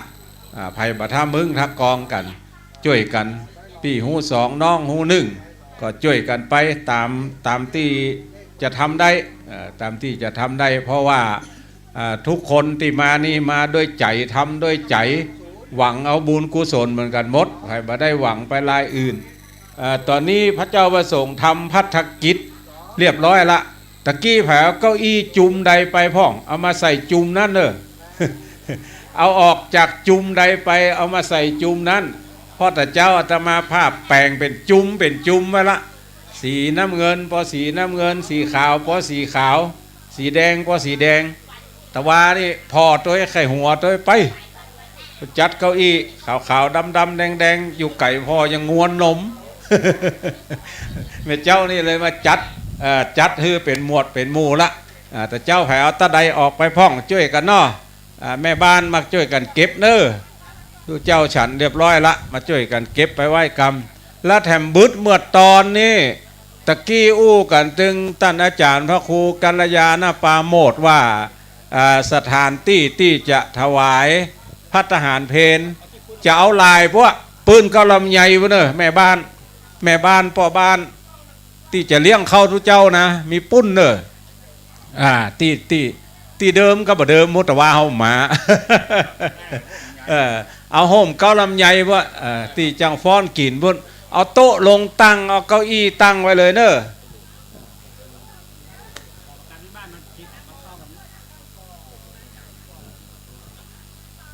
ศรัทธาเฮาแม่บ้านเฮาอิดน้อยบ่เป็นหยังช่วยกันก่อนช่วยกันเก็บขันโตกอย่างนี้ไปก่อนเอาไปวิเคราะห์เอาไปวิจัยต้องหงครัวอันใดมันเปื้อนก็ช่วยกันล้างช่วยกันเจ็ดอันใดมันจะดีไว้อันใดจะดีเก็บก็ช่วยกันพ่อช่วยกันกอยบัดทักกลัวทุกเจ้าบ่ให้บดีบัดดาไผ ศรัทธาเขาจังกลัวทุกเจ้านะโหไปทางปุ้นกุ้มไปโลทุกเจ้าให้เป็นหมู่นะบัดทักกลัวมาเถอะเป็นหยังยิ่งกลัวยิ่งหนีไก่ซ้ำหายถ้าบักเข้าใจแล้วหนีไก่ทุกเจ้านี่ยิ่งจะบักเข้าใจไปติ๊กดังนั้นถ้าว่าใครหู้ก็ขัดใจถามบ่ต้องกลัวเปิ้นด่าใครหู้อย่างพ่องก็ถามเปิ้นว่าอันนี้เนี่ยจะใดอันนี้เนี่ยจะใดเปิ้นก็จะบอกคือเป็นยังแต่ตีแน่แต่เจ้าแผลเก้าอี้ออกจุ่มใดมาเอาไปไว้จุ่มนั้นก่อนเนอะอันใดก่อนลำมดวันนี้นะเสียท่ามันกินบะเสี่ยงนะ ชิ้นไก่ก่อนลำบะฟักก่อนลำบะละก่อนลำน้ำพริกอ่องก่อนลำแต่มันลำเหลือหมดละมันบะเสี่ยงมันหลายมันนักเป็นที่ปีติยินดีของพี่น้องเราเป้าเขาเนาะหันทุกเจ้ามานักมาหลายไผ่ไม่ได้กินข้าวไปโฮงครัวเนอะบุกโฮงครัวคนเดียวเลยไผ่ที่ไม่ได้กินข้าวแต่นะไปโฮงครัวอันนี้จัดนี่เลยนี่จัดนี่เลยเป็นจุ่มนี่เลยเพราะว่านี่ต้องไว้น้อยเพราะว่าเขาจะหามพระเจ้ามาตั้งหน้านี่แปลงหนตางเตียวนี่เนาะเก็บก่อนก็ได้อันนี้เก็บไว้นี่บึดก่อยตั้งนอกบ่ได้หลังโฮงทานเก้าอี้ที่เป็นแลบเป็นจั่นนะเอาลงได้เลยเอาลงตั้งหลังโฮงทานได้เลย เอาลงตั้งแล้วก็เจ็ดเหรอเก้าอี้มีหลังวิหารหลังผามนี่เห็นจัดนักเนอะที่บ่ได้เจ็ดนะบึดถ้าแขกมาแล้วบ่ได้เจ็ดแล้วโอ้ยุ่งละยุ่งละเนอะเข้าใจเอาลงเจ็ดเหรอก่อนอันแน่จริงก็แก้เสื้อเจ็ด เพราะผ้ามันมีนักมีหลายช่วยกันพ่อช่วยกันก้อยเนาะเพราะงานอย่างนี้มันเป็นงานหน้าหมู่ต้องอาศัยหลายท่านพอก้อยช่วยกันพอก้อยปี่หูสองน้องหูหนึ่งช่วยกันทำไปเป็นยังเพราะว่าแต่ละพื้นที่นี่มันบ่เหมือนกันห้อมใดที่มันว่างแสดงว่าห้อมนั่นเปิ่นเอาไว้ติวอนุโมทนาเนอไผ่นี่ป้อสุพัฒน์เครื่องพนัดบ้านโถกเสือ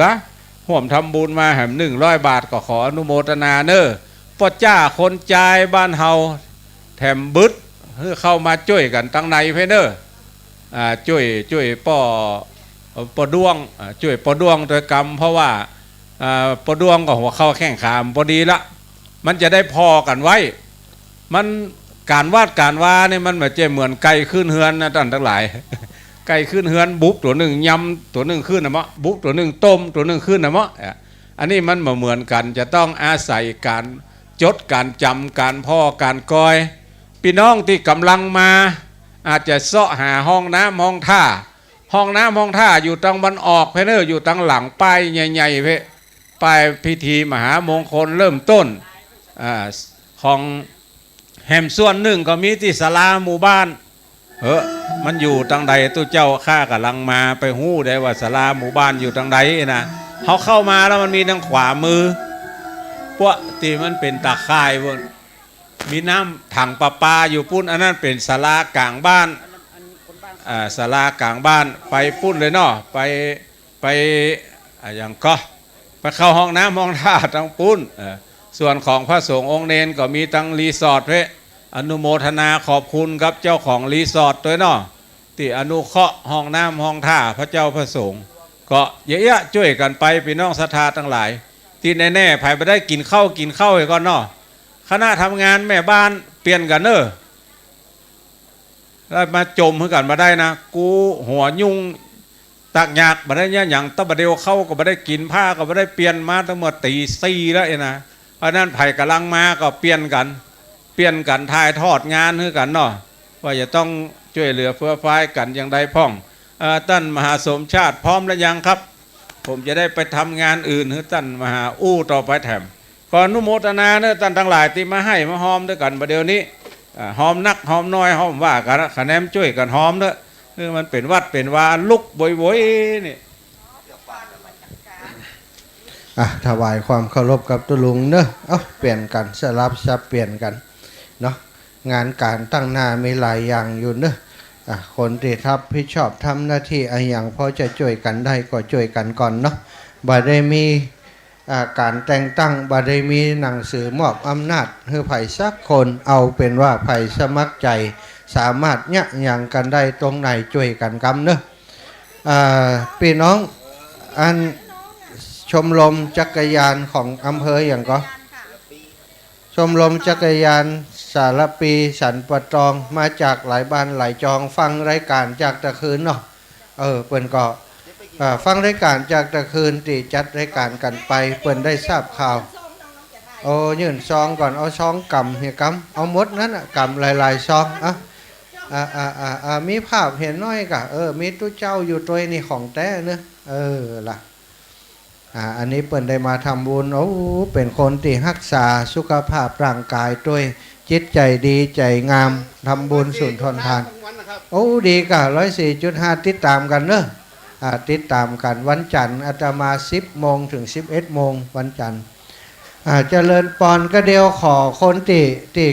จดเอาลายใหม่เอาเขียนชื่อคล่องๆมาอยู่ที่นี่คนหนึ่งเนอะปอแม่ยิ่งพ่องปวดใจพ่องก็ได้ช่วยกันอีปีเขียนเอาคนเดียวก่อนเนาะแม่เลี้ยงไงเขียนใส่ซองให้ทุกปีกันเขียนใส่ซองหันช่วยกันเขียนด้วยเขียนใส่ซองหันก็เดียวจะได้ประกาศโดยแล้วก็จะเก็บซองไว้เขียนลงในสมุดแห่งกรรมเนอะ2 ขั้นตอน มูลศรัทธาคุณนิตยาคำอายพร้อมครอบครัวบ้านเจดีเจดีเนื้งกะตำบลบ้านอย่างตำบลบ้านแม่กะฮะตำบลบ้านแม่เนาะอำเภอสันป่าตองจังหวัดเชียงใหม่ร่วมบุญซื้อที่ดิน100 บาทก็ให้ท่านเจ้ามีความสุขความเจริญมูลศรัทธาแม่หลวงพรทิพย์ขันคำอุทิศไปหาแม่สีจันจีในเลื่อนขันคำไม่ย้ายสีนี่มีคนอุทิศไปให้ขนาดเนอะวันนี้นะ100 บาทร่วมซื้อที่ดินถวายโดยมูลศรัทธาคุณยมโรมชัยใจวงพี่น้องสารพีนักปั่นจักรยานแข่งทองมือหนึ่งนะจากสารปีชมรมจักรยานสารปีสันป่าตองร่วมบุญซื้อที่ดินแห่ม100 บาทมูลศรัทธาแม่หลวงพรทิพย์ขันคำถวายที่ดินเอาไว้ไปนาแห่ม1,000 บาทศรัทธาตู้พี่น้องบ้านนี้เปิ่นมีสตังนักสตังหลายเก็บไว้เมินแล้วมีโอกาสได้ร่วมบุญถวายที่ดินไว้เป็นสมบัติของพระศาสนาถวายครูบาอาจารย์ให้สร้างวัดสร้างวาภาระนิสงส์การถวายที่ดินมีมากมายมหาศาลศรัทธาพี่น้องครอบคลุมวัตถุทานทั้งหมดศรัทธาอันนั้นเปิ่นอันอย่างก็ใส่บาตรแต่เจ้าอีปอใส่ไปนะมูลศรัทธาแม่จันแก้วสมวางแม่จันก็แม่จันเนาะแก้วสมวางถวายที่ดินแหม100 บาทก็ว่าตะฮือเหมาอันอีปอถ้าหันจำนวนอีปอเขียนไว้เนอะจะได้ประกาศถูกโอ้ปิวสุมาอภัยอันนี้เขาลมอย่างนี้สาธุลมแหงเนอะฮะขอถุงดำ2 ใบถุงดำอยู่ทางใดแม่บ้านเอาถุงดำมาให้ตุลุงนี่2 ใบเนอะศรัทธาเนอะช่วยกันเนาะอันนี้เรียบร้อยแล้วเนอะประกาศให้แล้วทยอยประกาศไปเรื่อยๆศรัทธาตะกี้เนอะโทรมาจากตังสันน้ำเมงพี่น้องเฮยโยมแม่จากสันน้ำเมงฟังอยู่ก็อีแม่ป้ออินเอี่ยมแม่ทัศนีเมงทองเนอะพี่น้องสันน้ำเมงพร้อมครอบครัวบ้านสันนาเมงตำบลสันนาเมงอำเภอสันทรายจังหวัดเชียงใหม่ร่วมบุญซื้อที่ดิน1,000 กับ99 บาทอันนี้เปิ้นโอนเข้าในบัญชีเนอะโอนเข้าในบัญชีเจริญปอน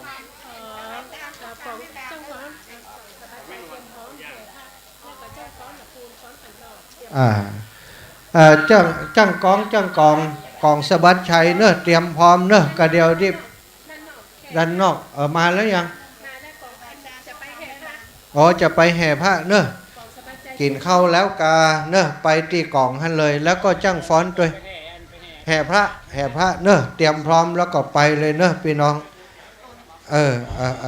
เอาละตังเพก็สลนบอกเนอะศรัทธาพี่น้องที่ต้องการจะให้ประชาสัมพันธ์อย่างนะถ้าจดมาใดก็ดีเนอะจะช่วยประชาสัมพันธ์ให้อนุโมทนาบุญกับนายหัสดินคุณโยมพนิดาบุตรเนตรพร้อมครอบครัวถวายที่ดินจำนวนเงินบ่ได้เขียนไว้เนาะบ่เป็นยังเนาะต่อใดก็ได้เดี๋ยวก่อยแกะพอบรุนมูลศรัทธาคุณโยมทองแดงคุณโยมศรีวันนาบูชาบุญพร้อมบุตรธิดาบ้านเหล่าป่วยตำบลดอยหล่ออำเภอดอยหล่อจังหวัดเชียงใหม่อุทิศไปหาปบปันแม่แก้วนาเนอะร่วมบุญมานายอภิเดชนายพิเดชนางวิไลบุญมาเมืองถวายที่ดิน100 บาทอนุโมทนาบุญศรัทธาแม่ลัดดาวันลังกาอุทิศไปหาพ่อคำนางบางชุมใจ100 บาทเนอะมูลศรัทธาแม่ทาบุญมาเมืองพร้อมครอบครัวถวายที่ดิน100 บาทเนาะถ้าจะแม่นบ่ได้หันตั้งไหนเนอะถ้าอีป้อเขียนไปลืมเขียนจำนวนให้เฮาจิมมูลศรัทธาแม่มานีชัยยาเลิศปากตังเจริญร่วมทำบุญค่าน้ำค่าไฟถวายที่ดินที่นี่100 บาทอนุโมทนาบุญเนอะ อันนี้เปิดแต่ตาเจ้า จานเจ้ากรรมนายเวร ใส่บาตรบ้านน่ะที่ อ๋อใส่บาตรบ้านแหละ เจ้าลอกแก โอ้ มานาน โอ้ได้กะดีแล้วดีแล้วเอาใส่แล้วอีแม่บอกเขียนชื่อสักหน่อยกะนายบรรพตนางเกษรสุริยะดอนเนาะพร้อมครอบครัวร่วมบุญถวายที่ดินแหม100 บาทเนอะมูลศรัทธาแม่เพียรญาติวงศ์พร้อมครอบครัวถวายบุญร่วมบุญถวายที่ดิน บ่ฮู้ ๆ ใส่บาตรวันบาตร จำนวนตะฮือบ่ฮู้เนาะก็เดี๋ยวถ้าอีป้อเขียนแหมไม่ถ้าเปิ้นใส่ตัวใดก็เขียนไว้กำหน้าซองจะได้อนุโมทนาบุญให้เปิ้นเนาะได้ฮู้จำนวนได้ฮู้ตัวเลขเขียนไว้หน้าซองหันแกะซองมาบัดเต้าเก่าจะได้ฮู้กันศรัทธาญาติโยมมีพี่น้องศรัทธาที่อยู่ตั้งบ้านตั้งจองเริ่มทยอยแจ้งมากันหลายคนแล้วตะกี้ก็ประกาศไปมีโยมแม่จีรพันธ์โมป้อเนาะจากเวียงปะเป้าเนาะจากเวียงปะเป้าแหม200 บาทเดี๋ยวแม่วันนี้เครือคำหล่อลำปาง100 บาทแล้วก็น้องสุขโยธินพร้อมคณะของเปิ้นโอ้จังฟ้อนมาแล้วแต่ว่าวันก่อนว่าบ่ว่างวันนี้ว่างแล้วสาธุเนาะงานใหญ่งานหลวงมีจังฟ้อนคนงามมาเนอะนี้เป็นกลุ่มจังฟ้อนขันแก้วทั้ง3อยู่ทั้งเพศเนอะอีแม่อีป่อเสาะหาขันแก้วทั้ง3จะใส่ขันแก้วทั้ง3มาทั้งเพศเนอะอยู่ที่กองอำนวยการนี่ลวดหอมตัวลวดมาใส่ขันแก้วทั้ง3ไปตัวเนอะตอนนี้นะศรัทธาพี่น้องทั้งหลายก็เดินทางทยอยเดินทางมาเรื่อยๆแล้วพี่น้องที่อยู่ตั้งบ้านตั้งจองอยู่บ่ป้อไกลกันจะมาร่วมบุญร่วมกุศลด้วยกันก็เจริญปอนเนอะมาได้ตอนนี้ต่างพิธีการต่างๆก็เริ่มทยอยทำกันไปเรื่อยๆโอ้คุณโยมน้องพันนิตราคุณโยมน้องพันนิตราโอนมานี่แหม1,000 บาทเนอะคนโยมน้องพันนิตราเดี๋ยวจะใจจดชื่อเสียงเรียงนามฮือกับฐานะทำงานเพื่อนไว้โยมน้องพันนิตราโอนเข้าในบัญชีของที่พักสงฆ์เหล่ามนทาเรียบร้อยแล้ว 1,000 บาทโยมมะลิวันตะวาเปิ้นโทรมาเนาะ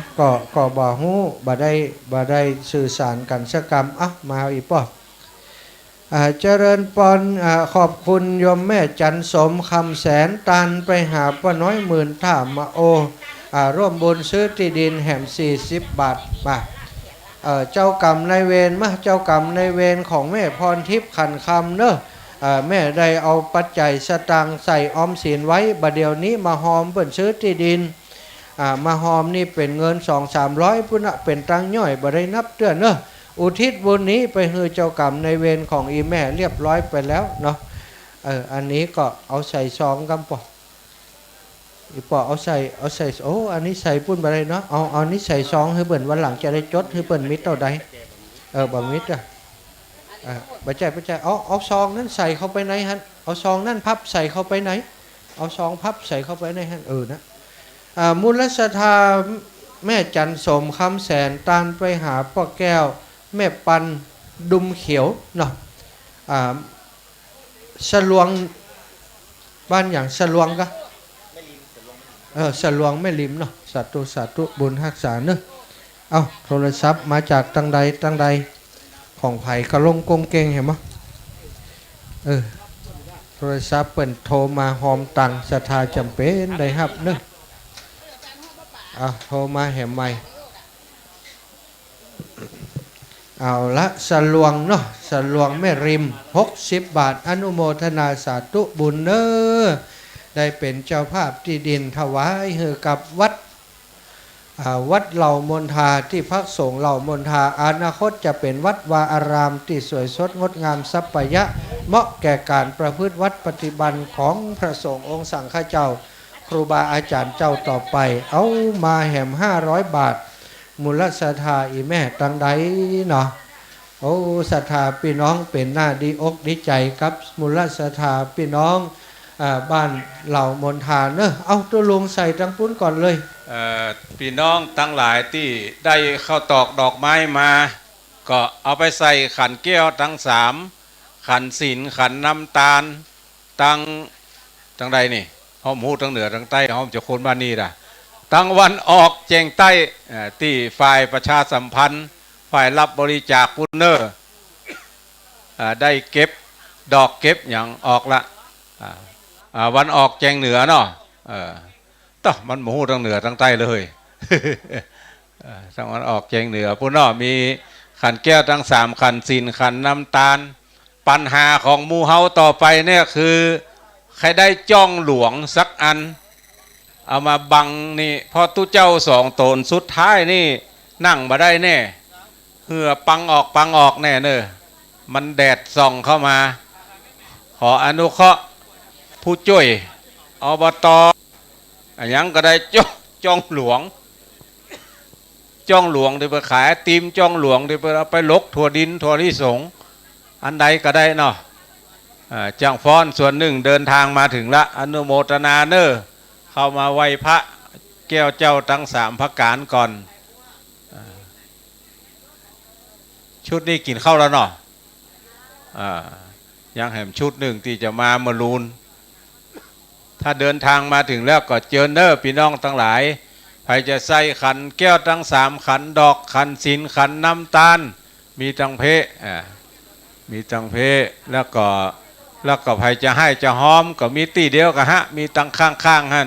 ตอนนี้กรรมการคนบ้านเขามานั่งละแต่คืนแล้วบ่หูลายกันทั้งใดก็ดีเนี่ยเหลือกระตุ้เจ้าคือนี่พี่น้องทั้งละปูนมาช่วยกันฟ้อนมาช่วยกันอย่างก็เดินทางมาถึงละอนุโมทนาเนอตุลุงยองอยู่ตั้งใดเอ่ยเปลี่ยนทางพุ่นกับเนอพอทางพุ่นอยู่บอกใครได้เฮ้ยมันฮ้อน เลยหนีมานั่งตั้งในไม่อ่ะก็ท่านทั้งหลายที่จะพอตั้ง YouTube ตั้งเฟซตั้งไลน์ก็มันมีหลายกล้องเนอพอตั้งใดก็ได้เนาะกล้องตั้งหนึ่งก็ออกกล้องตั้งหนึ่งดับกล้องตั้งหนึ่งออกอยู่ฮะนะมันหลายกล้องว่าถ้ากลัวงานนี้คนทั่วโลกได้หันเฮานะท่านทั้งหลายไม่ใช่เฉพาะคนที่มาในงานนี่นะทั่วโลกเลยได้หันเฮาพอก้อยพี่น้องศรัทธาเราเป้าช่วยกันกึดกินดาตานในวันนี้ก็อนุโมทนากับหลายๆต้านเนอก็อนุโมทนาขอบคุณกับนายแก้วนางติ๊บเชี่ยววิชาร่วมทำบุญซื้อตีดินแห่ม100 บาทนางพรทิพย์ขันคำตาลไปหาเจ้ากรรมนายเวรแห่ม71 บาทนางกมลพรนายสิริชัยสิริวรรณพฤกษ์ซื้อตีดินแถม100 บาทแล้วก็นางสาวนงรักสิริวรรณพฤกษ์อันนี้นงรักมาดูครูไปสอนดอยสเก็ตพวกนี้เนี่ยซื้อตีดินแถม100 บาทอนุโมทนาเนออาจารย์นงรักสิริวรรณพฤกษ์เขาว่าชื่อเหมือนกันนามสกุลเหมือนกันโมโหนะเป็นครูแล้วก่อนไปสอนแม่ห้อยเงินด้วยโดยสเก็ตด้วยชื่อเหมือนกันมาได้เนาะชื่อเหมือนกันนามสกุลเหมือนกันคนละคนกันเพราะว่าชื่อกับนามสกุลนี่มันเหมือนกันได้เกิดมาจากตระกูลเดียวกันต้นตระกูลเดียวกันตอนนี้กำลังไปตั้งขบวนจะแห่พระเจ้าตีบ้านไผ่ก็ตุลุงบ้านไอโรดอาบน้ำแต่งตัววิหัวตาแป้งส่วนหนึ่งแบ่งไปบ้านไอโรดส่วนหนึ่งแบ่งมาตั้งวัดเพเดอร์เปลี่ยนกันพ่อกันช่วยกันคนที่นิมนต์ท่านมหาสมชาติต้องพูดเลยนะครับเพราะว่าจะได้บริหารตั้งนี้ต่อไปแถมก็เดียวก็เปลี่ยนกันกับตุลุงยองเพราะว่ารายการนี้ย่างบ่ได้ถ้าย่างแล้วคนเท่าถามวิทยุรู้กับตุลุงนิมนต์นะครับสาธุตุลุงถ้าไข่อูกับเอิญมาเนอะ ยกมาจะส่งเสียงไปพุ่นเลยขอบคุณอนุโมทนาบุญกับโยมแม่จงดีป้าหมออินทร์โยมแม่จงดีเชื้อกันทาไปอยู่ต่างจังหวัดพุ่นทางรายการตลอดนะอาจารย์ว่าอัน มาเดียวหลานน้อยประงอกกับฟังรายการด้วยยาเป็นตัวเป็นมอนเป็นตัวเนาะโยมแม่จงดีเชื้อกันทาครอบครัวพร้อมครอบครัวป้าหมออินทร์เชื้อกันทาเนาะร่วมบุญมา 1,000 บาทจะโอนเข้าบัญชีของที่พักสงฆ์เหล่ามนทาเนอะศรัทธาญาติโยมแม่จิรพันธ์โมป้อตะกี้นี้แจ้งมาว่าแม่200เนอะท่านอาจารย์ต้นไปที่แห่เนอะต้นสตังเอาไปที่เฮาแห่เนอะป้าน้อยป้านานป้าอาจารย์คณะกรรมการพี่น้องที่ขี่จักรยานด้วยไปแห่โคตานด้วยป่ะเนอะฟ้อนน้ำนาวโคตานมากัดตัวกินเข้านี่นะ หอมแล้วโลเนาะเดี๋ยวไปฟ้อนกับเปิ้นเลยเอาบุญด้วยกันวันนี้หลากหลายเนอะเปิ้นออกกำลังกายและลวดมาทำบุญดูแม่ตั้งอกตั้งใจมาจากสารปีจากสันปะตองมูนี้นะพอหน้ายอมไม่ยิงแล้วเป็นจ้างฟ้อนมาก่อนถ้ามีชุดเอาฮือเปิ้นเลยฟ้อนมาเลยมาเดี๋ยวนี้จ้างฟ้อนลำปูนเนอะนั่นนะจ้างฟ้อนลำปูนมาคณะสาว17นั้นขาดงานวันนี้บ่มาเสกรรมนำโดยแม่ครูจิ๋มเอาเขียนแล้วเนาะเอาประกาศเนาะตะกี้เนาะโยมแม่ทองดีเชื้อกันทาพร้อมครอบครัว 1,000 บาทพี่น้องเมืองฝางใช้ประกันแม่อายท่าตอนเนาะไผ่ที่จะฮื้อโยมแม่เป็นสะพานบุญก็เหมือนเดิมนะโยมแม่จงดีบอกว่าถ้าจะฮื้อแม่เป็นสะพานบุญก็โอนมาที่แม่ก็ได้แม่จะดำเนินการเนาะมันหอนจากทางใดเงียงไปทางอื่นน้อยก็ได้ถ้ามันหอนโยมแม่จงดีเชื้อกันทาบอกเฮือพี่น้องต่างเมืองฝางแม่อายชัยประการมีโยมแม่อย่างแหมค้นแม่ขันแก้วก็แม่รัดจวนอย่างสักอย่างเนอะที่เคยรับผิดชอบเป็นสะพานบุญในกรณีที่แม่เปิ้นบายูแม่จงดีเปิ้นบายูก็จะได้รวบรวมกันพี่น้องต่างเมืองฝางเปิ้นจะรวบรวมกันเนาะประเดี๋ยวนี้สื่อสารกันง่ายเนอะตั้งไลน์ตั้งอย่างก็ได้ไลน์กลุ่มที่เขามีอยู่แจ้งไปที่โยมแม่จงดีเชื้อกันทาแม่ก็จะรวบรวมรายชื่อเฮือใดเป็นจำนวนเท่าใดเปิ้นจะโอนเข้ามาที่บัญชีไปโอนเข้าเอาใดกะเจ้าเอาเขียนกระดาษบดได้เลยเขียนตั้งหลังเลยแม่อีปีห้องแม่ได้จะโคตรเห็นมั้ยมูลศรัทธาแม่ปันอาริโอดนอตานไปหาพ่อป่าอาริโอดแล้วก็นายจำลองนางฟองทองเลิศพร้อมลูกเต่าเหล่าหลานอุทิศไปหาป้าวอนแม่ยวงปันดอนตองป้อรันปันดอนตองพระสงฆ์องค์สังฆเจ้าที่ได้ล่วงลับมรณภาพไปเทวบุตรเทวดาป้อเกิดแม่เกิดเจ้ากรรมนายเวรมูลศรัทธาคุณโยมธงชัยคุณโยมอาภาพรแก้วยานุรักษ์ทำบุญซื้อที่ดินตานไว้ไปหน้าบ้านทาดอยคำลำปูนเนาะ200 บาทมูลศรัทธานั้นนี้นางสาวเมื่อก่อนตอนอายุ16เป็นนางสาวเนอะนางสาวรักศิรินเนาะนายวรพล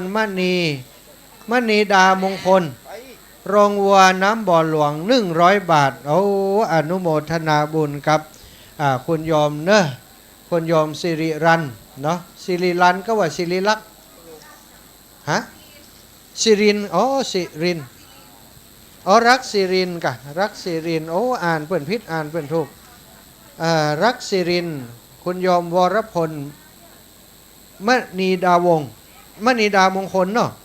จ้าสาธุว่าจะได้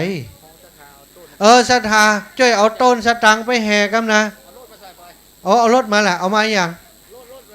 รถไผ่มีรถเอาใส่รถไปนั่นเอาหมู่เฮาที่อยู่ที่นี้เอารถปิกอัพกันนั้นของไผ่อีซูซุกันนั้นสีเขียวเอาโปรเซสยืมรถกำเอาใส่ต้นสตังไปโปรเซสปะกันไปหมู่เฮาไปแห่สตังมา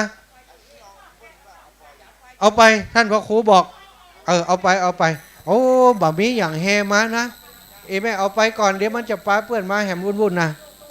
เอาไปช่วยกันอีป้อขึ้นรถไปด้วยกันเนอะรถสีเขียวอีป้อรถถอยเอารถออมมาให้เลย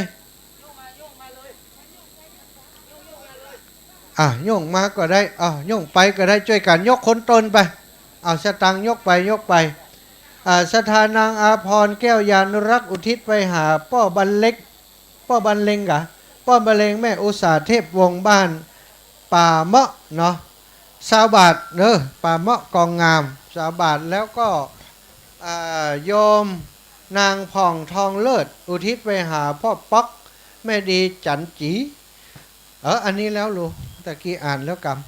ำโยมศรัทธานายจำลองทองเลิศอุทิศไปหาป้อหมวกแม่มด42 เมืองโอ้นามสกุลดีฮึตานไปเฮ้ยพระสงฆ์องค์เจ้าประเกิดแม่เกิดเทวบุตรเทวดาเจ้ากรรมนายเวรคุณโยมจำลองอันนี้เหมือนกันถวายที่ดินแหม100 บาทตานไว้ไปหน้าอันนี้ก็คนเดิมถวายตานเอาไว้ไปหน้าจะให้เจ้ากรรมนายเวรเรียบร้อยโรงเรียนไทยศรัทธาญาติโยมที่เปิ้นแจ้งมาเนอะจากตังบ้านตังจองขออนุญาตพ่อกรรมตังลำปางคุณโยมโอ้มาแล้วนักข่าวช่อง7มาแล้วเดี๋ยวทำข่าวเนอะอีแม่มาแหมแล้วโทรศัพท์ก็ลงตรงเหน่งแต่ลงตรงเหน่งเจริญปอนโยมแม่โอ้ฮับแล้วลุดไปเสร็จแล้วแม่สู้แก้วอีแม่มาแหมใหม่ตะกี้บ่ได้ยินเสียงตรงเหน่งนะอูไปก็ฟังเสียงโทรศัพท์ไปตัวเพราะว่าเปิ้นโทรมาหอมศรัทธาทั้งหลายเปิ้นโทรมาหอมจำเป็นบริการเนอะคอยฮับโทรศัพท์ไปโดยศรัทธาที่ฟังอยู่ตั้งบ้านตั้งจองเนอะอีพ่ออีแม่เท่าแก่ตั้งหลายที่อยากจะให้จะหอมร่วมบุญร่วมกุศลด้วยกันจะโอนสตังเข้ามาในบัญชีก็ได้เนอะโอ้เนี่ยคนงามน้ำจิตน้ำใจก็งามกิริยามารยาทก็อ่อนน้อมเป็นคนที่ฝึกฝนมาแล้วนี่ป้าคนเฒ่าเปิ่นมาใส่ขันดอกเนอะเลขที่บัญชีอีพ่ออีแม่ที่อยู่ตั้งบ้านตั้งจองจดไว้เนอะ02028772877อันนี้คือเลขที่บัญชีธนาคารเนอะ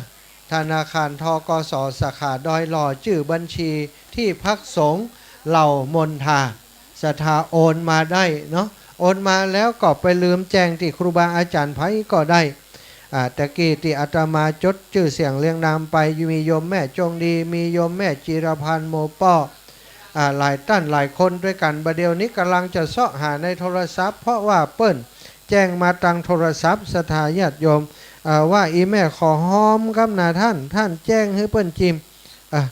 ก็บ่ได้จดไว้เนาะบ่มีเวลาจะมีเวลาจดเลยศรัทธาญาติโยมทั้งหลายไปโดยเสาะไปโดยว่ากันไปศรัทธาพี่น้องทั้งหลายไผ่จะให้จะหอมก็โทรเข้ามาเนอะอันนี้พอชกรรมบาลังโอนชะตังมานี่กะฟังอยู่เจ้าอารามใหม่บ่ได้หอมกำเตื้อเอาไว้ตานที่ดินก่อนเจ้าเบิ่นรอตานที่ดินแสดงว่าบ่มีปัจจัยมากำเตื้อบ่เป็นอย่างเนอะถ้าพร้อมแล้วก็ว่ากันเนาะว่ากันมารอติดตานก็ได้มาได้ก็ได้พี่น้องศรัทธาเครือข่ายคลื่นสีขาวบ่ต้องหีบต้องฟังอย่างครูบาอาจารย์ก็จะแจ้งจะประกาศไปเรื่อยๆฮับซองมาวันนี้ประกาศบัตันก็บ่ดีโกรธดีเกียดกันจะรอมีจังหวะมีเวลามีโอกาสก็จะได้ประกาศประชาสัมพันธ์ให้ไปเรื่อยๆเจริญปอนพี่น้องบรรจุดหลวงลำปางโยมแม่บัวคลี่ทะโปว่าจะได้อีแม่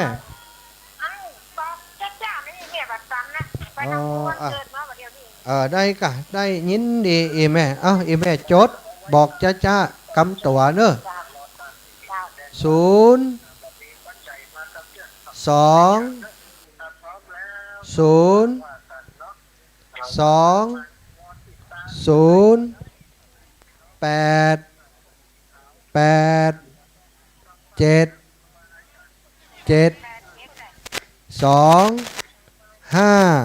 โหล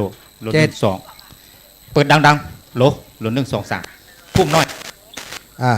2 3 เดี๋ยวก่อนนะอีแม่พิษไปแล้วเดี๋ยวก่อนเขาจะบอกกำ3ตัวเพราะว่า020นั้นมันมี2ตีก่อนนะอีแม่ฟังก่อนเนอะ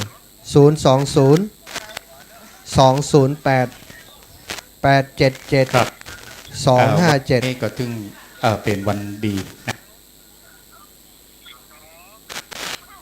ได้ก็อีเมลต้องปิดวิทยุด้วยนะรู้สึกว่าวิทยุไม่จะกวนอีเมลด้วยนะ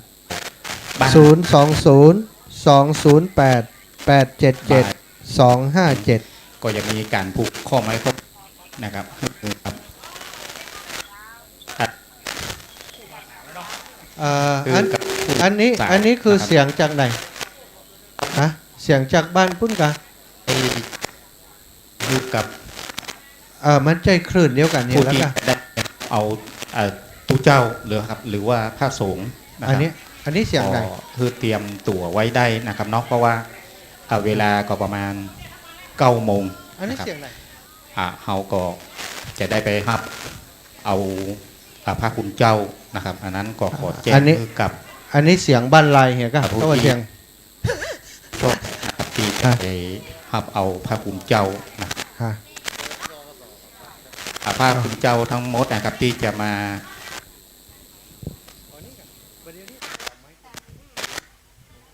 โปรดเมตตาหรือ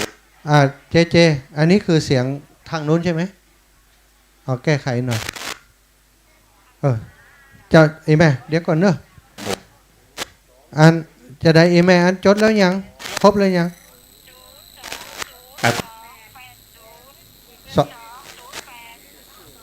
877 วัดศิริป่าลานหนองหอกนะครับ 251 แล้ว แม่ ก็ดอนจืดนะครับอันนั้นก็ โอ้ไม่เปิ่นเนี่ย แจ้ มั ง นไก่ กับ ได้ว่า ผู้ที่รับผิดชอบ เปิ่นอู้ปุ่น ไป มาให้บ้านลาย พระเจ้านะครับเวลาก็ประมาณเวลาก็ประมาณ9 โมงนะครับคือข้ามออกจากบ้านออกไป ประเดี๋ยวนี้เป็นเขาก็อู้ไปเรื่อยๆก็แล้วกันจัดออกอากาศไปโดยแล้วก็ตังปุ้นไม่เปิ่นแทรกมาตังเฮา ก็ขอ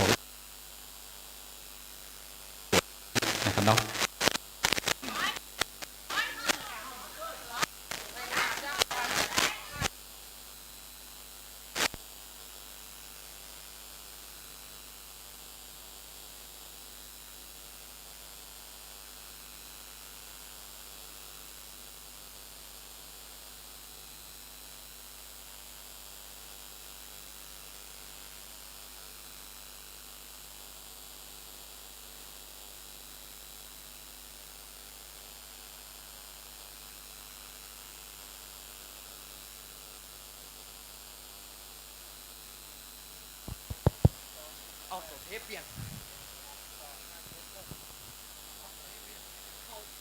นั่นไม่เปิ่นแข็งแรงกว่าเฮานะเฮาก้านเปิ่นนะมันดูดเฮาหมับไปปุ่นนะ020-208-877-257ศรัทธาญาติโยมที่อยู่ตั้งบ้านเนาะตั้งเพศก็ดีตั้งเพศตั้งบ้านก็ดีตั้งบ้านเนอะบ่เป็นหยังเนาะเปิ่นโทรมาให้มาหอมก็อนุโมทนากับเปิ่นศรัทธาญาติโยมจะปูจาเนอะอันไผ่จะเอาของดีจะเอาเหรียญลูกบานมาบ่ได้เอามาสักกรรมเหรียญนี้ครูบาอาจารย์เปิ้นเอามาให้ปูจาเหรียญละซาวปูจาแล้วเอาไปใส่ที่ฐานพระเจ้าพระประธานของวัดแห่งนี้เนอะเหรียญละซาวก็ไปใส่หั่นเนาะปูจาสัก10 เหรียญก็ไปใส่หั่นก็เอาร่วมปูจากับที่ดินนี่หมดเนาะศรัทธาญาติโยมเฮาบ่ได้เตรียมวัตถุมงคลมาจากบ้านปูจาเอาเหรียญพระรอดที่นี่เอามาปูจาเอาเนอะครูบาอาจารย์เพิ่นเอามาไว้ให้ศรัทธาปูจาบรรจุเป็นวัตถุมงคลติฐานพระประธานของอาวาสอารามของวัด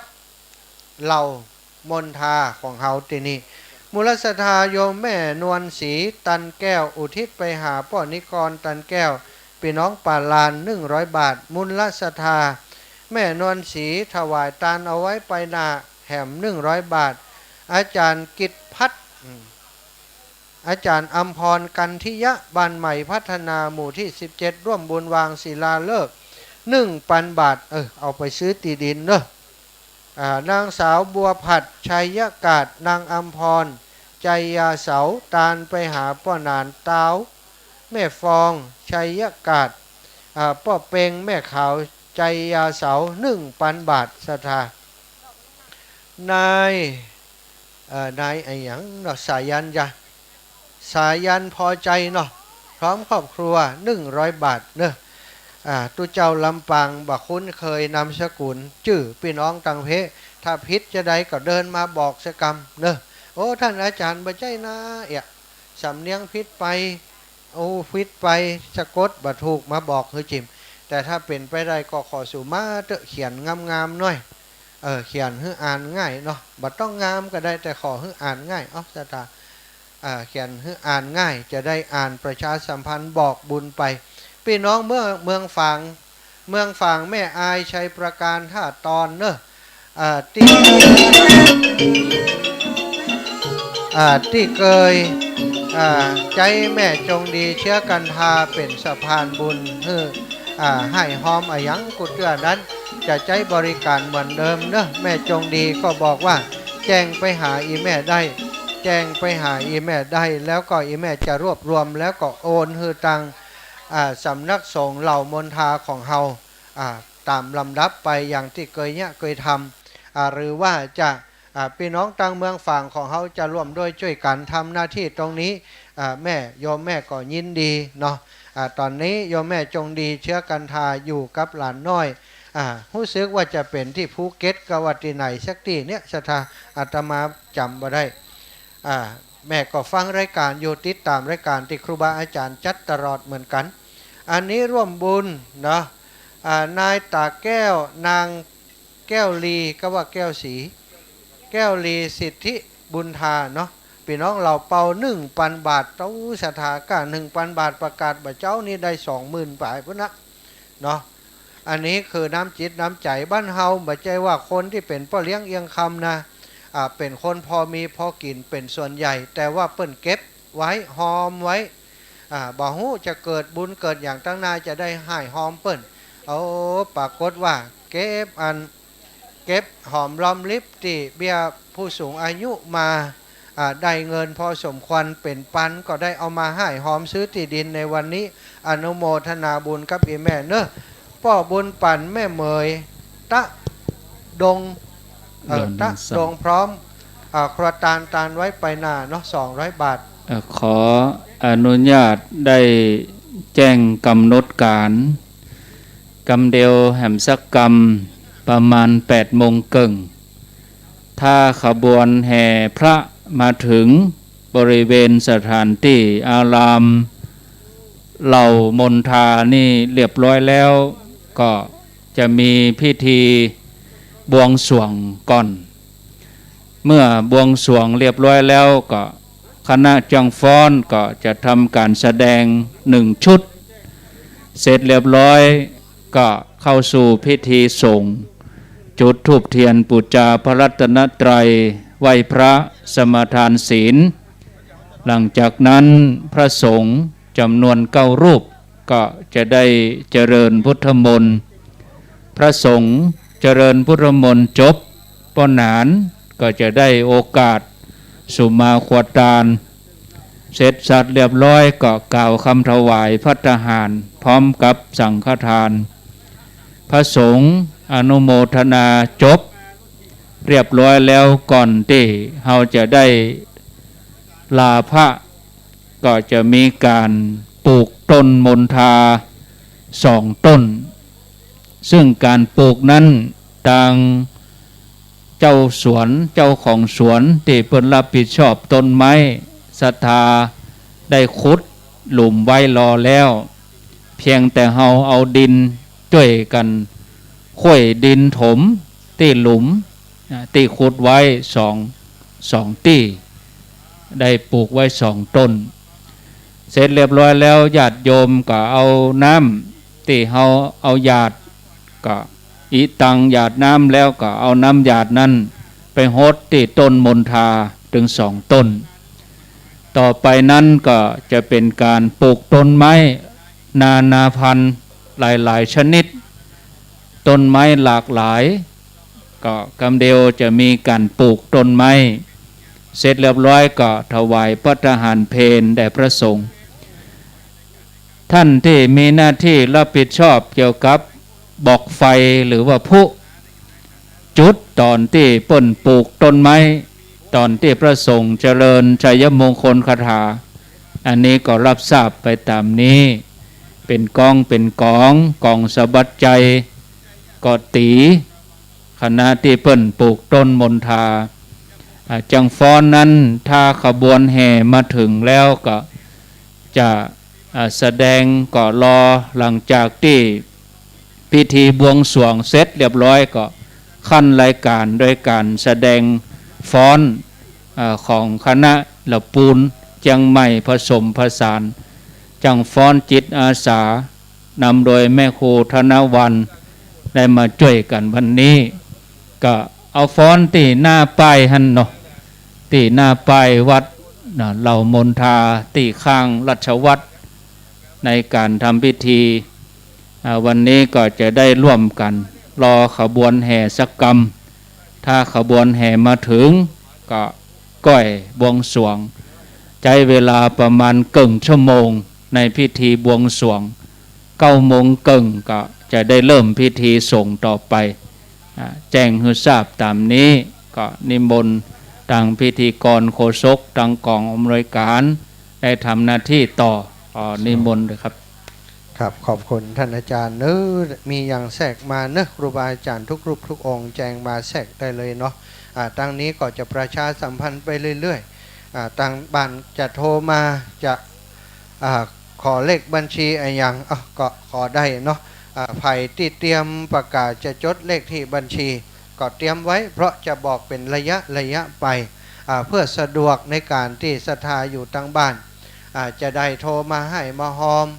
เอาเลขบัญชีไปก็โอนเข้าบัญชีมาแจ้งชื่อเสียงเรียงนามตั้งคณะกรรมการคณะทำงานกองเลขานุการจะได้จดชื่อเสียงเรียงนามของท่านไว้ตอนนี้ศรัทธาแม่อัมพาแก้วบุญรัตน์เนาะพร้อมครอบครัวลูกหลานพี่น้องเหล่าเป่าแห่ม200 บาทมูลศรัทธาโยมฟางโยมก้อยเนาะบ้านเหล่าเป่าของเฮาแห่ม100 บาทมูลศรัทธาแม่น้อยสีสมตานที่ดินพี่น้องบ้านสันหิน100 บาทศรัทธาพ่ออาจารย์ณัฐพงษ์แม่รุ่งทิพย์บุญ5พร้อมครอบครัวร่วมบุญสร้างวัดถวายที่ดินแก่วัดเหล่ามนทา500 บาทพี่น้องบ้านฟ้าหลังเนาะคณะศรัทธาวัดฟ้าหลังร่วมบุญอารามใหม่วัดใหม่เหล่ามนทา730 บาทรวมกับของแม่น้อยสีสมแหม100 บาทเป็น830เนอะศรัทธาอนุโมทนาบุญท่านสาธุชนทั้งหลายที่ได้ร่วมบุญร่วมกุศลให้หอมกันมาเนอะโอ้ดีใจครับครูบาอาจารย์พระสงฆ์องค์สังฆเจ้าท่านพระครูกัลยาณปราโมทย์ท่านอาจารย์พระครูอภิวัฒนวิกรมในฐานะที่เป็นตนบุญที่ฮับนิมนต์กับศรัทธาสาธุชนพี่น้องบรรเหล่าเป้าของเฮาคณะศรัทธาสำนักสงฆ์ใหม่เหล่ามนทาที่นี่นะตาใดจ๊ะเอาอย่างโอ้อาจารย์พระอาทิตย์ทรงกฎเสร็จแล้วนะตอนนี้เลิกมงคลมาแล้วก็พระอาทิตย์ทรงกฎแล้วนะเอาตู้ลุงแดงตู้ลุงแดงบัวอันนี้แต่คืนนะแจ้งไปแต่คืนพระอาทิตย์ทรงกฎดูเสถาถ่ายภาพงามๆแล้วถ่ายจากมุมนี้ขึ้นไปบนนะอาจารย์ว่าต้องรอเพราะว่าเลิกได้แล้วกะเดี๋ยวถามปรึกษากับตู้ลุงแดงก่อนตู้ลุงกับนิมนต์กับนิมนต์กับเลิกกันบวงสรวงนี้เป็นจะล้อแห่ก่อนกะอู้กันพอแล้วตั้งปุ่นว่าเปิ่นเลิกได้แล้วนะวะเลิกพระอาทิตย์ทรงกฎวะว่าจะได้จะบวงสรวงก่อนนี้ก็ว่าได้ถามครูบาอาจารย์ก่อนเนอะอาตมาบสะสามารถตัดสินใจได้เอาครูบาอาจารย์ว่า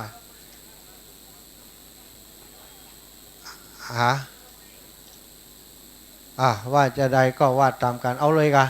เอาเลยเพราะฉะนั้นก็มอบเว้นประเคนไม้ถวายครูบาอาจารย์ครับท่านอาจารย์เจิมเตียนตัวยาอาจารย์ครับ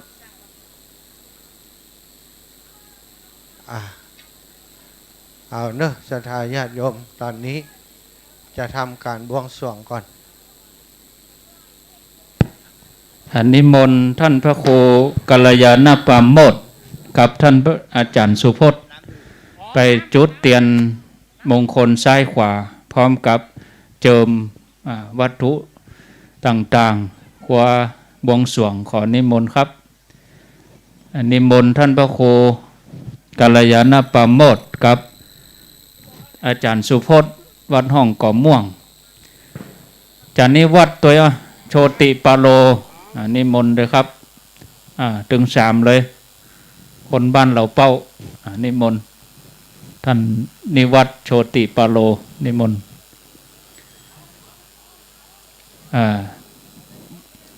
เลิกดีอันเป็นมงคลท่านพระโคกัลยาณปราโมทย์วัดม่อนห้วยแก้วท่านอาจารย์สุพจน์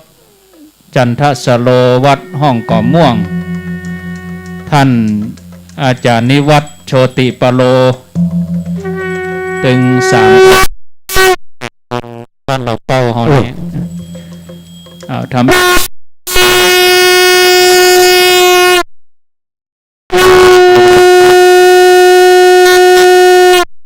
ลุงแดงนี่จริงต้นต้องเต่าต้นลุงแดงนี่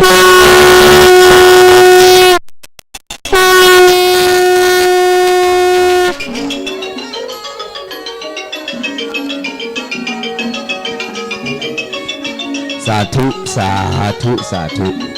ครับโดยเวลานี้เป็นเวลาที่เราได้เวลานัดหมาย เพราะว่าได้ตั้งจิตว่าประมาณ8:39 นาทีประมาณนั้นเนี่ยพอดีเพิ่นเกิดมหัศจรรย์แล้วเราต้องเริ่มแล้วนะครับเพราะว่าถือว่าเพิ่นมาแล้วเพิ่นอวยพรแล้วเขาบอกต้องรอใครแล้วนะครับอาจารย์ก็จะถือเลิกมหามงคลใหญ่นะฮะอันเป็นมหาปารมีแสดงว่าเทพบุตรเทวดาและสิ่งศักดิ์สิทธิ์ทั้งหลายเพิ่นเป็นพยานในการสร้างบุญสร้างกุศลในวันนี้นะครับก็ขอกราบนมัสการนะครับอัญเชิญท่านทั้งหลายที่ท่านมีส่วนในการดำเนินพุทธกิจอันนี้เพื่อเป็นประโยชน์แก่พระพุทธศาสนาไปข้างหน้านะครับก็ขออนุโมทนากับเหล่าเทวะมหาเทวะทั้งนาคาพญานาคราชข้าพเจ้าขอเอ่ยนามท่านทั้งหลายในการอัญเชิญเป็นประธานในการสร้างวัดเพื่อเป็นมหาปารมีแก่พระพุทธศาสนาสืบศาสนาให้ครบ 5,000 พรรษาด้วยอำนาจบารมีบุญที่พระสงฆ์องค์เจ้าที่เป็นพุทธบริษัททั้งหลายได้ตั้งใจไว้ดีแล้วในการสืบศาสนาโดยจะสร้างถาวรวัตถุนี้เป็นเครื่องทนุบำรุงพระพุทธศาสนาก็ขออนุโมทนากับทุกดวงจิตนะครับที่ได้อนุโมทนาปัจจัยกำลังกายกำลังใจในการมาช่วยกันเปิดมหาปารมีนะครับบัดนี้เป็นเวลาที่เป็นมหามงคลเรารอก็ได้ครับเพราะว่าเทพบุตรเทวดาท่านทั้งหลายท่านบอกว่าถึงเวลาอันเป็นมหามงคลในการเริ่มวินาทีแห่งบุญนะครับท่านทั้งหลายที่สร้างบุญมาแล้วในดับใดก็ตามนะครับจะอยู่ที่ไกลได้ยินเสียงนี้ผ่านการสู้ด้วยปารมีใดๆก็ตามนะขอสาธุการอนุโมทนาร่วมกันเหมือนกับเวลาที่พระพุทธเจ้าได้ประเทศนาประถมมกถาเป็นมหาบารมีแก่พระพุทธศาสนาทุกพระองค์เมื่อสำเร็จสัพพัญญูพระพุทธเจ้าก็จะมาเทศนาธรรมเทศนาธรรมจักรวัตนสูตรเป็นเวลามงคลเป็นมหาบารมีวันนี้ตั้งแต่วันนี้ไป3วันนะเป็นวันที่มหาจักรวาลเปิดเพื่อมหาเป็นบารมีแก่พุทธศาสนิกชนทั้งหลายผู้ที่จะร่วมกันสร้างบุญสร้างกุศลใครมีจิตปรารถนาในสิ่งใดในการจะมีส่วนร่วมในพุทธกิจคือกิจการใดๆเป็นของพระศาสนาคือของพระพุทธศาสนาและขององค์สมเด็จพระสัมมาสัมพุทธเจ้าในเวลาการณบัดนี้ไปตั้งแต่3วันตั้งแต่วันนี้ไปจนถึงวันที่25เป็นเวลามหามงคลวันพรุ่งนี้เป็นวันฤกษ์มหาชัยใหญ่นะ ตั้งแต่ 1,000 ปีจะมี1 ครั้งหนึ่งจะมีครั้งเดียวคือวันพรุ่งนี้เป็นวันที่มหาบารมีแห่งพระจักรวาลจะรวมกันเป็นหนึ่งคือดาวต่างๆจะส่องรัศมีเป็นเส้นทางอันเดียวกันรวมเป็นการเปิดมหาจักรวาลเพราะฉะนั้นวันนี้ก็เลยเป็นวันดีเป็นวันมหาบารมีที่เราจะต้องเริ่มตรงเวลาเพื่อให้เป็นมหาบารมีใดๆท่านทั้งหลายที่น้อมจิตเข้ามาแล้วเป็นพละกำลังด้วยส่วนใดส่วนหนึ่งตามหน้าที่ตามภารกิจที่เฮามีก็น้อมจิตเอาตรงนั้นเป็นมหาบารมีแก่ตนในการจารกันร่วมกันอัญเชิญนะครับบุญใดที่ท่านได้วางลงด้วยจิตอันเป็นกุศลไม่ว่าจะเป็นดอกไม้ธูปเทียนข้าวของการปฏิบัติการเจริญธรรมหรือการปฏิบัติตามคำสอนขององค์สมเด็จพระสัมมาสัมพุทธเจ้าตั้งแต่ต้นในอดีตการไม่ว่าจะเป็นชาติหนึ่งชาติใดมาบรรลุมาบรรจบกันในวันนี้ก็ขอตั้งจิตญาณอธิษฐานรวบรวมมหากำลังแห่งบุญร่วมกันสร้างสร้างที่นี่ให้เป็นที่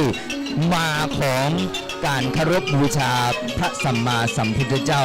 เป็นการประกาศพระบารมีธรรมของพระองค์ท่านสืบเนื่องต่อกันในวาระแห่งชีวิตเราที่เราเกิดมาแต่ละยุคแต่ละสมัยจนครบ 5,000 พรรษา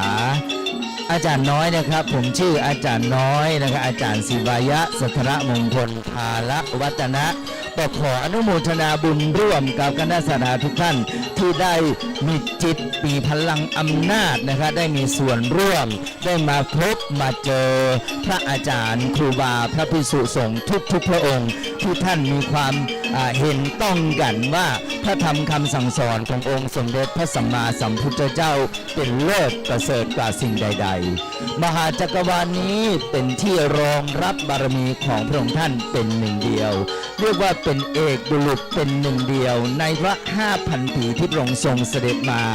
ประสูติตรัสรู้และเจริญบารมีแห่งพระสังขารของพระองค์ท่านเพื่อทำบุญกุศลสร้างบารมีจนพระสังขารนั้นแตกตามกาลเวลากลายเป็นพระบรมสารีริกธาตุไปทั่วมหาสากลโลกที่นี่เป็นที่รองรับเป็นที่สร้างบุญเป็นที่สร้างบารมีที่จะประกาศบารมีต่อไปข้างหน้าข้าพเจ้าอาจารย์น้อยก็ขออนุโมทนากับท่านทั้งหลายที่มาร่วมกันได้เวลาแล้วครับขอตั้งจิตร่วมกันระหว่างที่ผมทำพิธีอยู่ประมาณเกือบ1 ชั่วโมงจะมาด้วยจิตผมทั้งนั้นนะครับฉะนั้นท่านทั้งหลายที่ตั้งอยู่ตรงนี้ก็เป็นบุญมหาศาลนะครับที่จะได้ร่วมกันสร้างเพราะว่าบุคคลใดบุคคลหนึ่งที่จะมีสิทธิ์ในการสร้าง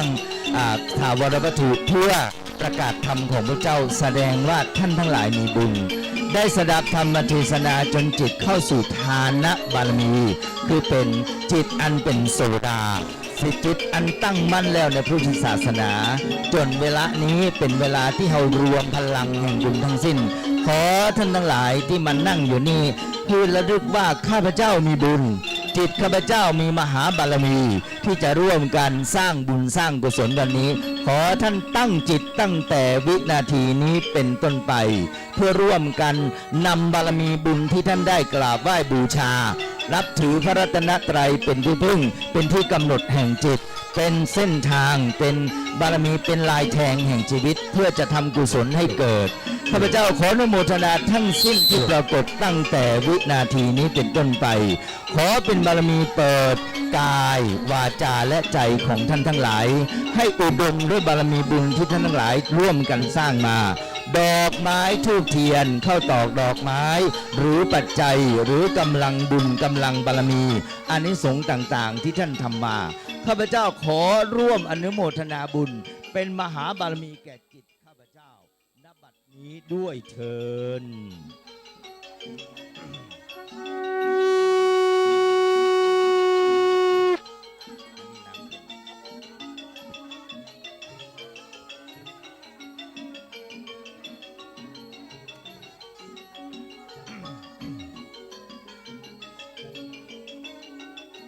อรหังสัมมาสัมพุทโธภควาพุทธังภควันตังอภิวาเทมิ สวากขาโตภควตาธัมโมธัมมังนามัสสามิสุปฏิปันโนภควโตสาวกสังโฆสังฆังนะมามิ